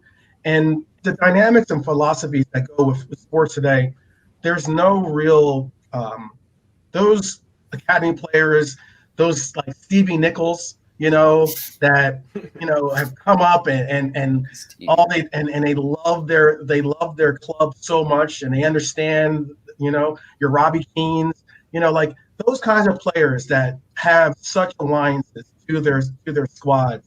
That's not Jackie Grealish today. Yeah. I mean, hey, I'll give all that's panning out pretty well. That's panning out amazing for them. And they're on the verge of relegation, and this team is now competing. And I mean, competing well. I mean, a couple bad breaks, a couple different calls, and they're competing for top 4 easily. I mean, they made all the right moves this offseason. We've talked about it. They still got 3 games in hand too on everybody. So you never know. Yeah, you never know. Seriously, you said, a good 2 weeks, a good month, and it's hey, they're back in it. Yeah. And going back to my Reds is that I would say dealing with what we're going through, I know that I want to see the most out of I don't want to harp on Salah, but I want to see the most out of Salah this year, simply for the fact that I believe that this could be the next Coutinho. I was one of the biggest Coutinho fans. I know you guys remember I was pining for him to come back. I was one of the people saying, hey, opening the back door, being like, hey, we still love you, come back. Yeah. And I remember what he did for our squad. I remember that he's a great player. And sometimes, it takes coming back to a system that you worked in, that, hey, you can possibly make that resurgence again. And I really wanted to see that happen. But if it means selling Salah for, 150 million or whatever it ends up being, 100 million plus, and that makes us be able to go. And I know we said someone, I think Philly Sports Passion 85 said it earlier about Holland coming to Liverpool. Hey, we haven't had a legitimate striker on this team, and I'm not saying Firmino isn't a striker. You know, he's a different form of a striker. You know, but you know he's a more of a holding false nine type striker. But we haven't had that El Nino striker for this team in years. And if we were to have a Haaland and be able to put him in, it'd be interesting. But that again is going to make us have to. It's going to make us have to like bring back the reins a little bit on our optimism, because we're going to then have to do what we're doing with Thiago. Look, Thiago is a part of our squad now. I was so happy. I think he's one of the best midfielders in the world. And, you know, I've been saying that I hope and I believe that he could be the next coming of Xabi Alonso. But he is a player that is now – we didn't have that player. We haven't had a Xabi Alonso again since Xabi Alonso. And now we have again. Not many like him.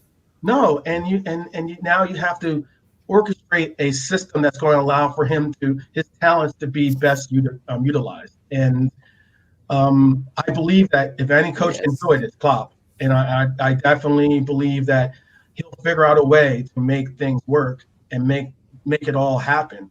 Yeah. But, you know, I was going to say, I got a better deal for Liverpool. Call Chelsea. Right. Get Timo for half the money you were going to have to spend on him last year, and let Chelsea spend all the money on Haaland. Get rid of him. I don't want him. Yeah. I would do that at this point. Timo on this team, I've seen enough. On Liverpool would be the form and the exceptional talent that you saw in Germany. And I'm only because Jurgen's going to scream at him in German. He's not. He's not. He's not going to be frank and be all nice about it, and you know, he's going to tell them how it is in their native tongue, and he's going to get them playing. That's what's going to happen. He needs a kick in the ass. He looks like a lost puppy out there. He just started playing like football like recently. He looks like he just looks lost. Hey, he gets more flack, and yet Kai's signing was for more money, I believe, right? And he's getting more flack than Kai. A little more add-ons, I think, money-wise. Okay. Came down to. And the sheer fact that, you know, hey, I definitely think that he would thrive in a Liverpool system, simply because, you know, if he's getting those attacks where he can just use his pace and be able to go forward, and we've got, you know, Thiago laying these balls left and right for him to just run under and just go with pace. Hey, that's game over. And you know, we could definitely use that. But you know, the way that we're doing, the way that's going on with our system, and again, these aren't excuses; these are just realities. The way we run our system is that Fabinho, we have two center halves playing center back. I know you got Hendo. Yeah, got to play back. There, you know, at one time we had Hendo and we had Fabinho playing center back, and that's something that normally that defensive push, that defensive cover for our front three would have been through them, but now they're further back in the line, and that makes our wings, our wing backs, you know, or our right back and our left back actually, but you know they play glorified wing backs in that sense. You know, it makes them going forward that much harder to do, you know, and those things are all present of what we're seeing. And again, Mbappe would be great. Great. But you know what's really crazy? And I had to look at what his number was again, but he makes $486,852 pounds a week. Okay. Yep. You don't want that. No, that's too much. Because you can't ever perform to that.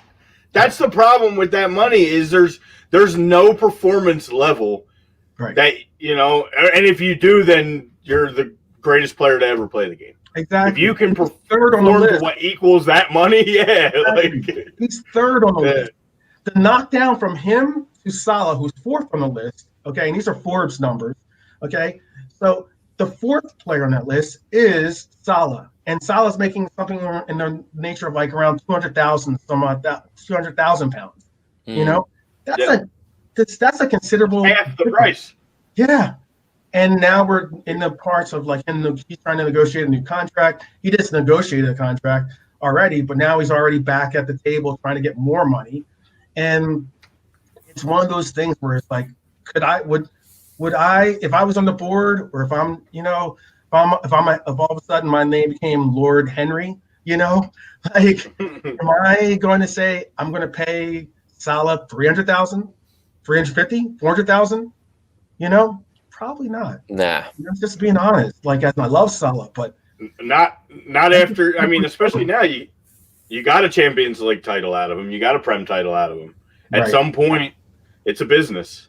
Right. And you got to do what's best for the future of your business. And getting $100 million to reinvest into your business when you've shown that you know how to spend less money properly, that's a no-brainer. That's a no-brainer. You get three bodies the way they've been bringing in the quality of players for that money. Bye. Yeah. Exactly. And that's why I'm saying nowadays like, if we're going to go for a Haaland or we're going to go for a Mbappe, that's going to be basically almost an even trade if we do sell a Salah, I think Salah's going to garnish more than Mane, but not much more, but still he would garnish more of a return for us. But hey, I still know you have to replenish the line eventually. I know that day is coming. I don't want to necessarily see that day come. I rather say, hey, Salah, find your form. Understand that the Reds are a blessing of a team for you to be a part of. Ask Coutinho, not always the grass isn't greener always on the other side. I was just going to say that. It's not always. It's not. And I mean, like, hey, and he's played for two of the best teams in the world by playing for Bayern and obviously playing for Barca. So those things are things that you have to keep in mind. And, we can go through all the different numbers and such, I think we're going on something like 400 some odd minutes, 4 games that we haven't scored. There's been there. Yeah. I've been there. Welcome to the club. Right? You're as good as Arsenal.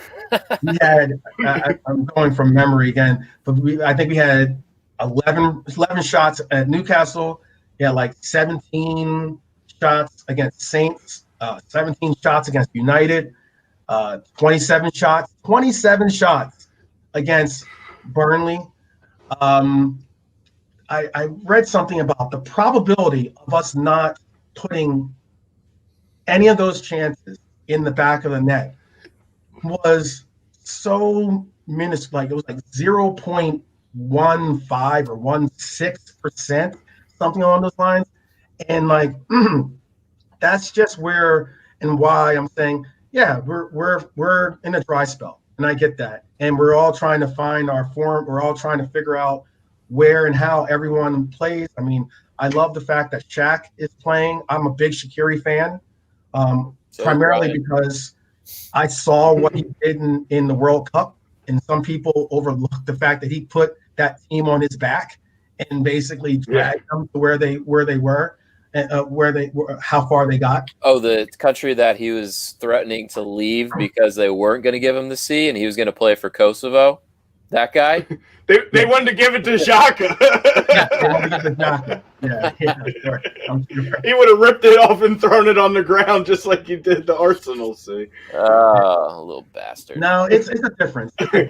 And there's a difference when it comes to, we to replace some of the deliverances that we were getting from Trent, and Trent's been getting beaten, punched all over the place, but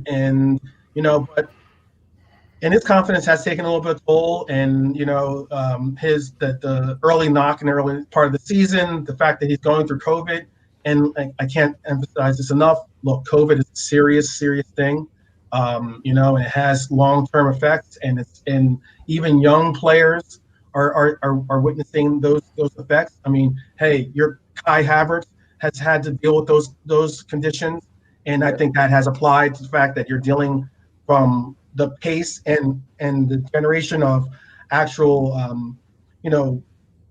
amount of field that you have to cover in the Premier is a little bit different than the German league. Mm-hmm. So to say, hey, you got to up your levels and up your endurance and stamina, and it's been depleted by COVID is one thing in itself.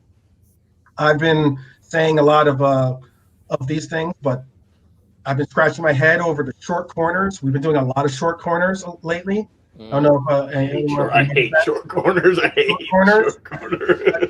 I understand now. I've taken another seat back. I've gone over a lot of film and I watch games over. I watch like analysis over analysis, and those short corners now are starting to make sense to me only under the pretense that we don't have a Van Dijk, in the middle, a towering player that is killing. We used to kill those headers. Not even a Matip. Yeah, not even a Matip. Really, yeah. And with our emphasis being so much on Fabinho having to cover back, we don't even have a Fabinho going up and serving up those balls or serving those headers that could go into the net. We're now looking at a 5 foot and whatever Mane or a 5 foot and whatever Salah to put their head on those deliverances. Deliveries. I don't see that. And that is one of the main reasons why you have not seen the same amount of production from those things. I believe we're 8th in the league or something along those lines in corners and actually going through with being able to deliver on corners, and there's a big difference, and all those things are things that we're dealing with and everything else, and the sheer fact that we're even still having any bit of a contention is for me somewhat of that. Okay, take it a little step back from the edge. Mm-hmm. I'm not going to be, even though it's a false equivalence because a lemming doesn't actually jump over, doesn't really jump over the side. But I'm not going to be a lemming and jump. I'm going to, if anything, I'm going to say I'm going to be that guy that says, hey, my fellow Red fans, we're good. We're good. Continue to have that belief. I have a question for you. I have a question for you, Lord Walker. Yes. So TAA has been struggling a little bit this year. Do you think the Van Dijk injury is affecting his play, TAA, a little bit, or not really? Like having that comfort level of Van Dijk back there is. Well, Fabinho, let's be honest. Fabinho has been one of the best center backs, and he's not a center back, but he has played it before in his career, and he is easily one of the best center backs in the Prem this year. Mm-hmm. Yeah, and that cover isn't exactly the same. I'm not going to say Fabinho is on the levels of Van Dijk, right? But yeah, there's been things that I've been really disappointed about in Trent, and I say disappointed because I know the level that he can excel to, and that's again what I can't emphasize enough is that all these people are like, oh, the downfall, or oh, you're trash, and you're this and you're that, and I'm like, really? If you told me that we're going to be firing on all cylinders, we're going to have, if we're doing a 1 to 10 rating and we're pushing 11 with our performances, okay? I'm not going to do like the Spinal Tap style performance of, hey, go to 11, like I still can't say enough that, hey, if we end up knocking back to an 8 or a 7, that's still a level of, hey, we're getting some production. I understand that. And that dip isn't something I want to see. I want to see us be an exceptional all the time. Mm-hmm. But even a Trent Alexander-Arnold at 80% or 90% of production of his performances is still a great player. Mm-hmm. When you put someone on the pedestal that you do, to say that you're going to knock someone for not reaching that Hall of Fame style like level every year, every game this isn't FIFA. Well, he's done so when the best center back in the world has your back, and you don't have the worry in the back of your head of making a mistake, because even if you do, that guy's going to come clean it up. It does. I think it makes a little bit of a difference. As good as Fabinho's been, you still have and more mistakes are less pointed out, because even when you did make that mistake, Van Dijk just cleared it up and it never led to anything. Right. To where now maybe you get beat and that next guy doesn't, and it leads to something negative, and now it falls more on him where it wouldn't have in the past. He's so good. I'll take him in a heartbeat. Anybody wants to talk bad about that kid, that's fine. Yeah, and especially Red Devil fans, because Man U pages are so prevalent on the internet, and all the hate that they throw toward them. Man, any team in the league, in the world, if they said, "Hey, you can have Trent," they would say, "How much? How much do you want?" Oh yeah. And that's where come on. There's 3 right backs that wear red that have 3 names, and I would take him over any of them. Ansley Maitland-Niles and Aaron Wan-Bissaka. I'll gladly take Trent over all of them. So and then that's the thing about it. I mean, I know we've scored in the 80s for the past 3 years. I think it was 84, 89, and 85 are our goal performances, and the fact that teams are, and I do call it anti-football, and I mean I know people are going to say, oh, that's excuses, or you need to this. It is. Any person that doesn't realize that sports is a game, but there's a reason why they call it entertainment as well.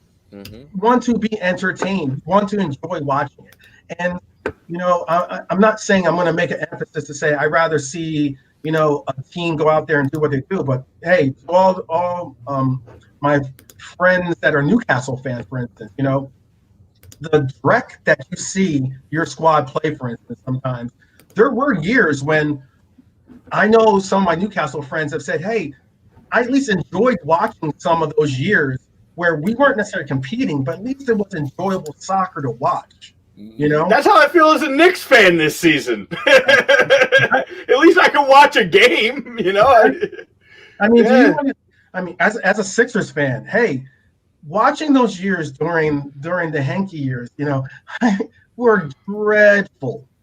Yeah. Like, why am I tuning this in? I wouldn't even watch the process years. Couldn't do it. Couldn't do it. I was working for a place where they were offering tickets for $3 a piece, and I wasn't buying them to go. Wow. Yeah, it was bad. That's a legit. When the process was going on, there was a point where an hour and a half, 2 hours before game time, if you lived in the Philly area, you could get a seat in that stadium that was not nosebleed for under $5. Yeah. Yeah. Anytime that that's why I hate the Sixers. Don't say that. But anytime you actually pay a player, you come.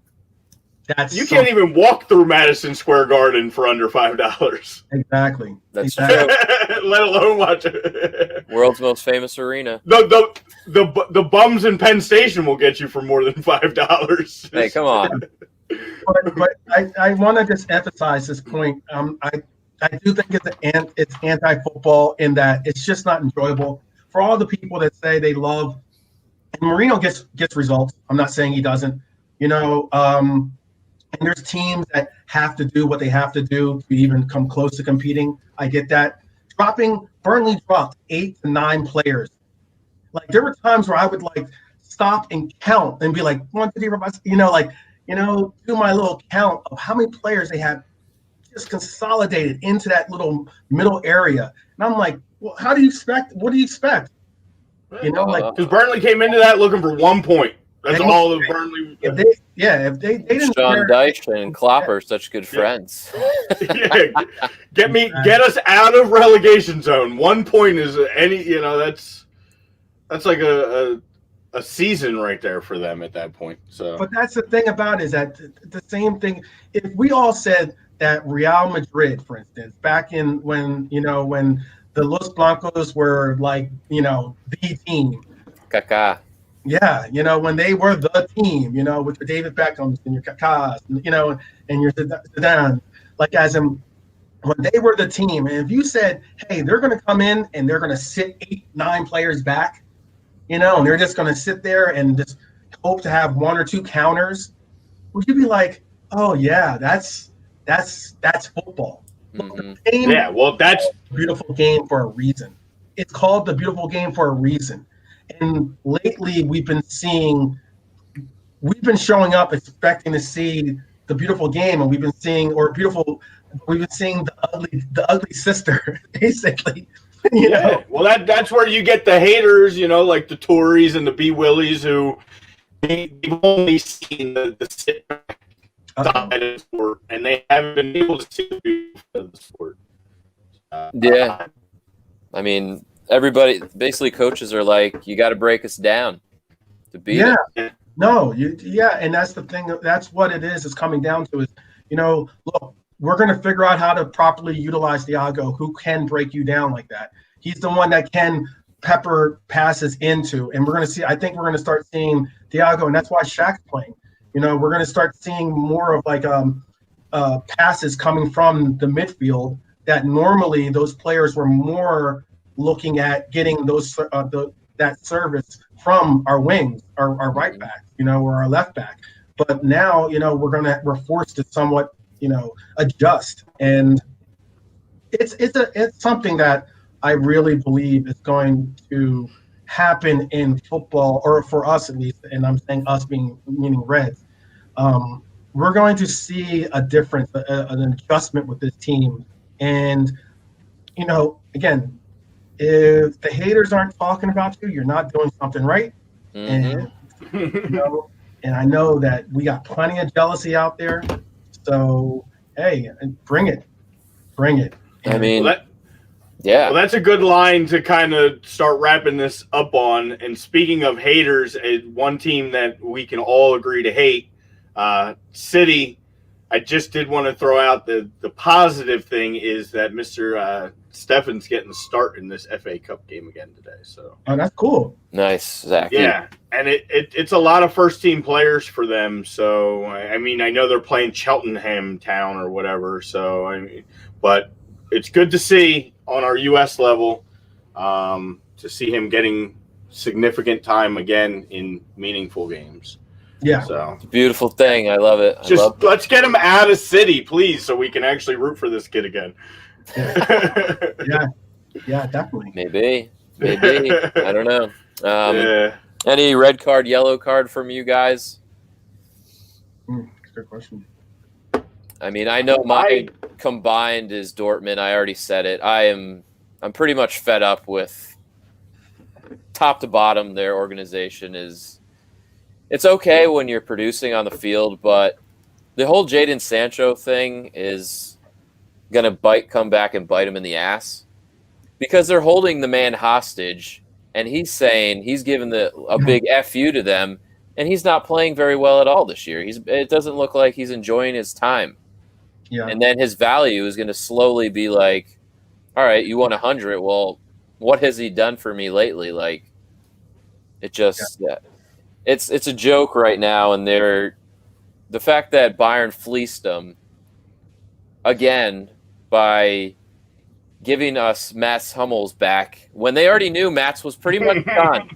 He's terrible. He's slow as hell. Right. They're leaking in goals left and right, and he's still out there being the center back. Yeah.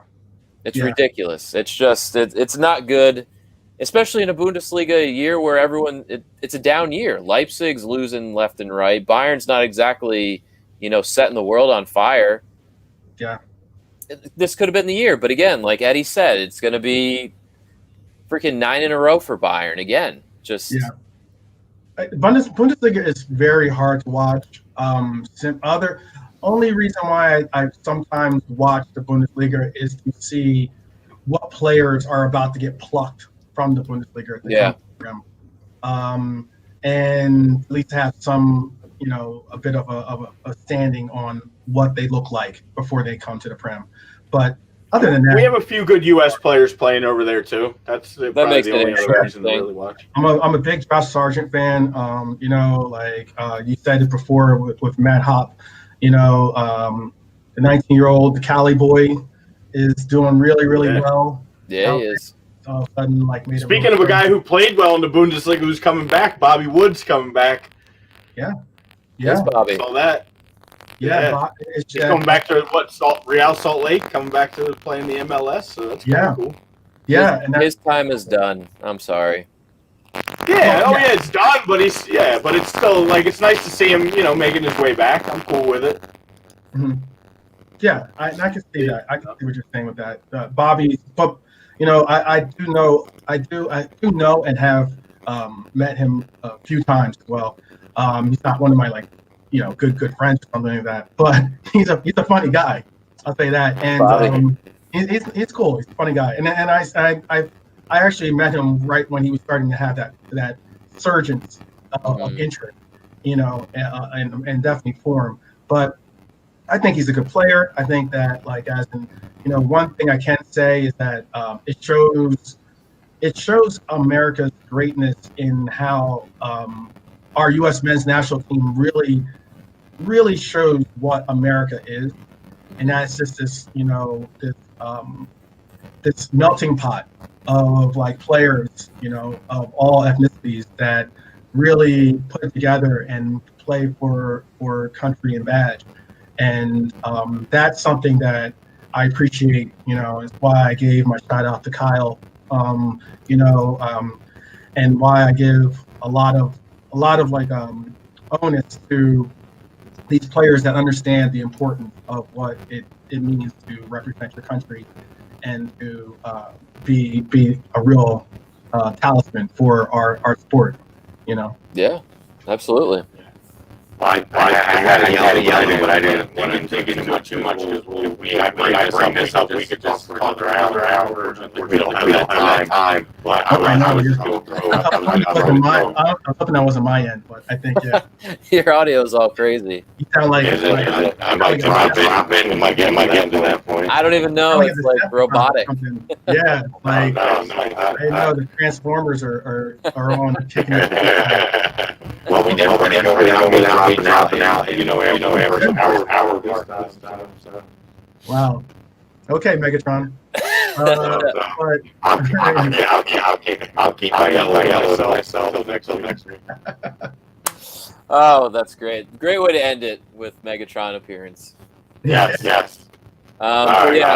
Thanks everybody for tuning in. Eric, always. Thanks for commenting. Eddie, Chrome, Tori, I know the troll queen came and showed her face. She made a new love connection and may have things falling off on Amazon. I wouldn't doubt it. That's how you hustle these days. You just get guys to buy you off the Amazon stuff. If I'm not mistaken, that gentleman is from one of my Arsenal favorites. Mr. Blessing. He had to pop in. Thank you again to Daniel, Jeff popping in, David, Ritter. Who else did we have? Obviously, Eddie, P. from Philly, the Albo fan. Yes. All those guys. Thanks again. Got some FA Cup this weekend. Lord Walker, of course. Thank you again. You're the best. Much love. To all the and again for all the Liverpool fans, step away from the ledge. Yeah. All will be fine. Yeah.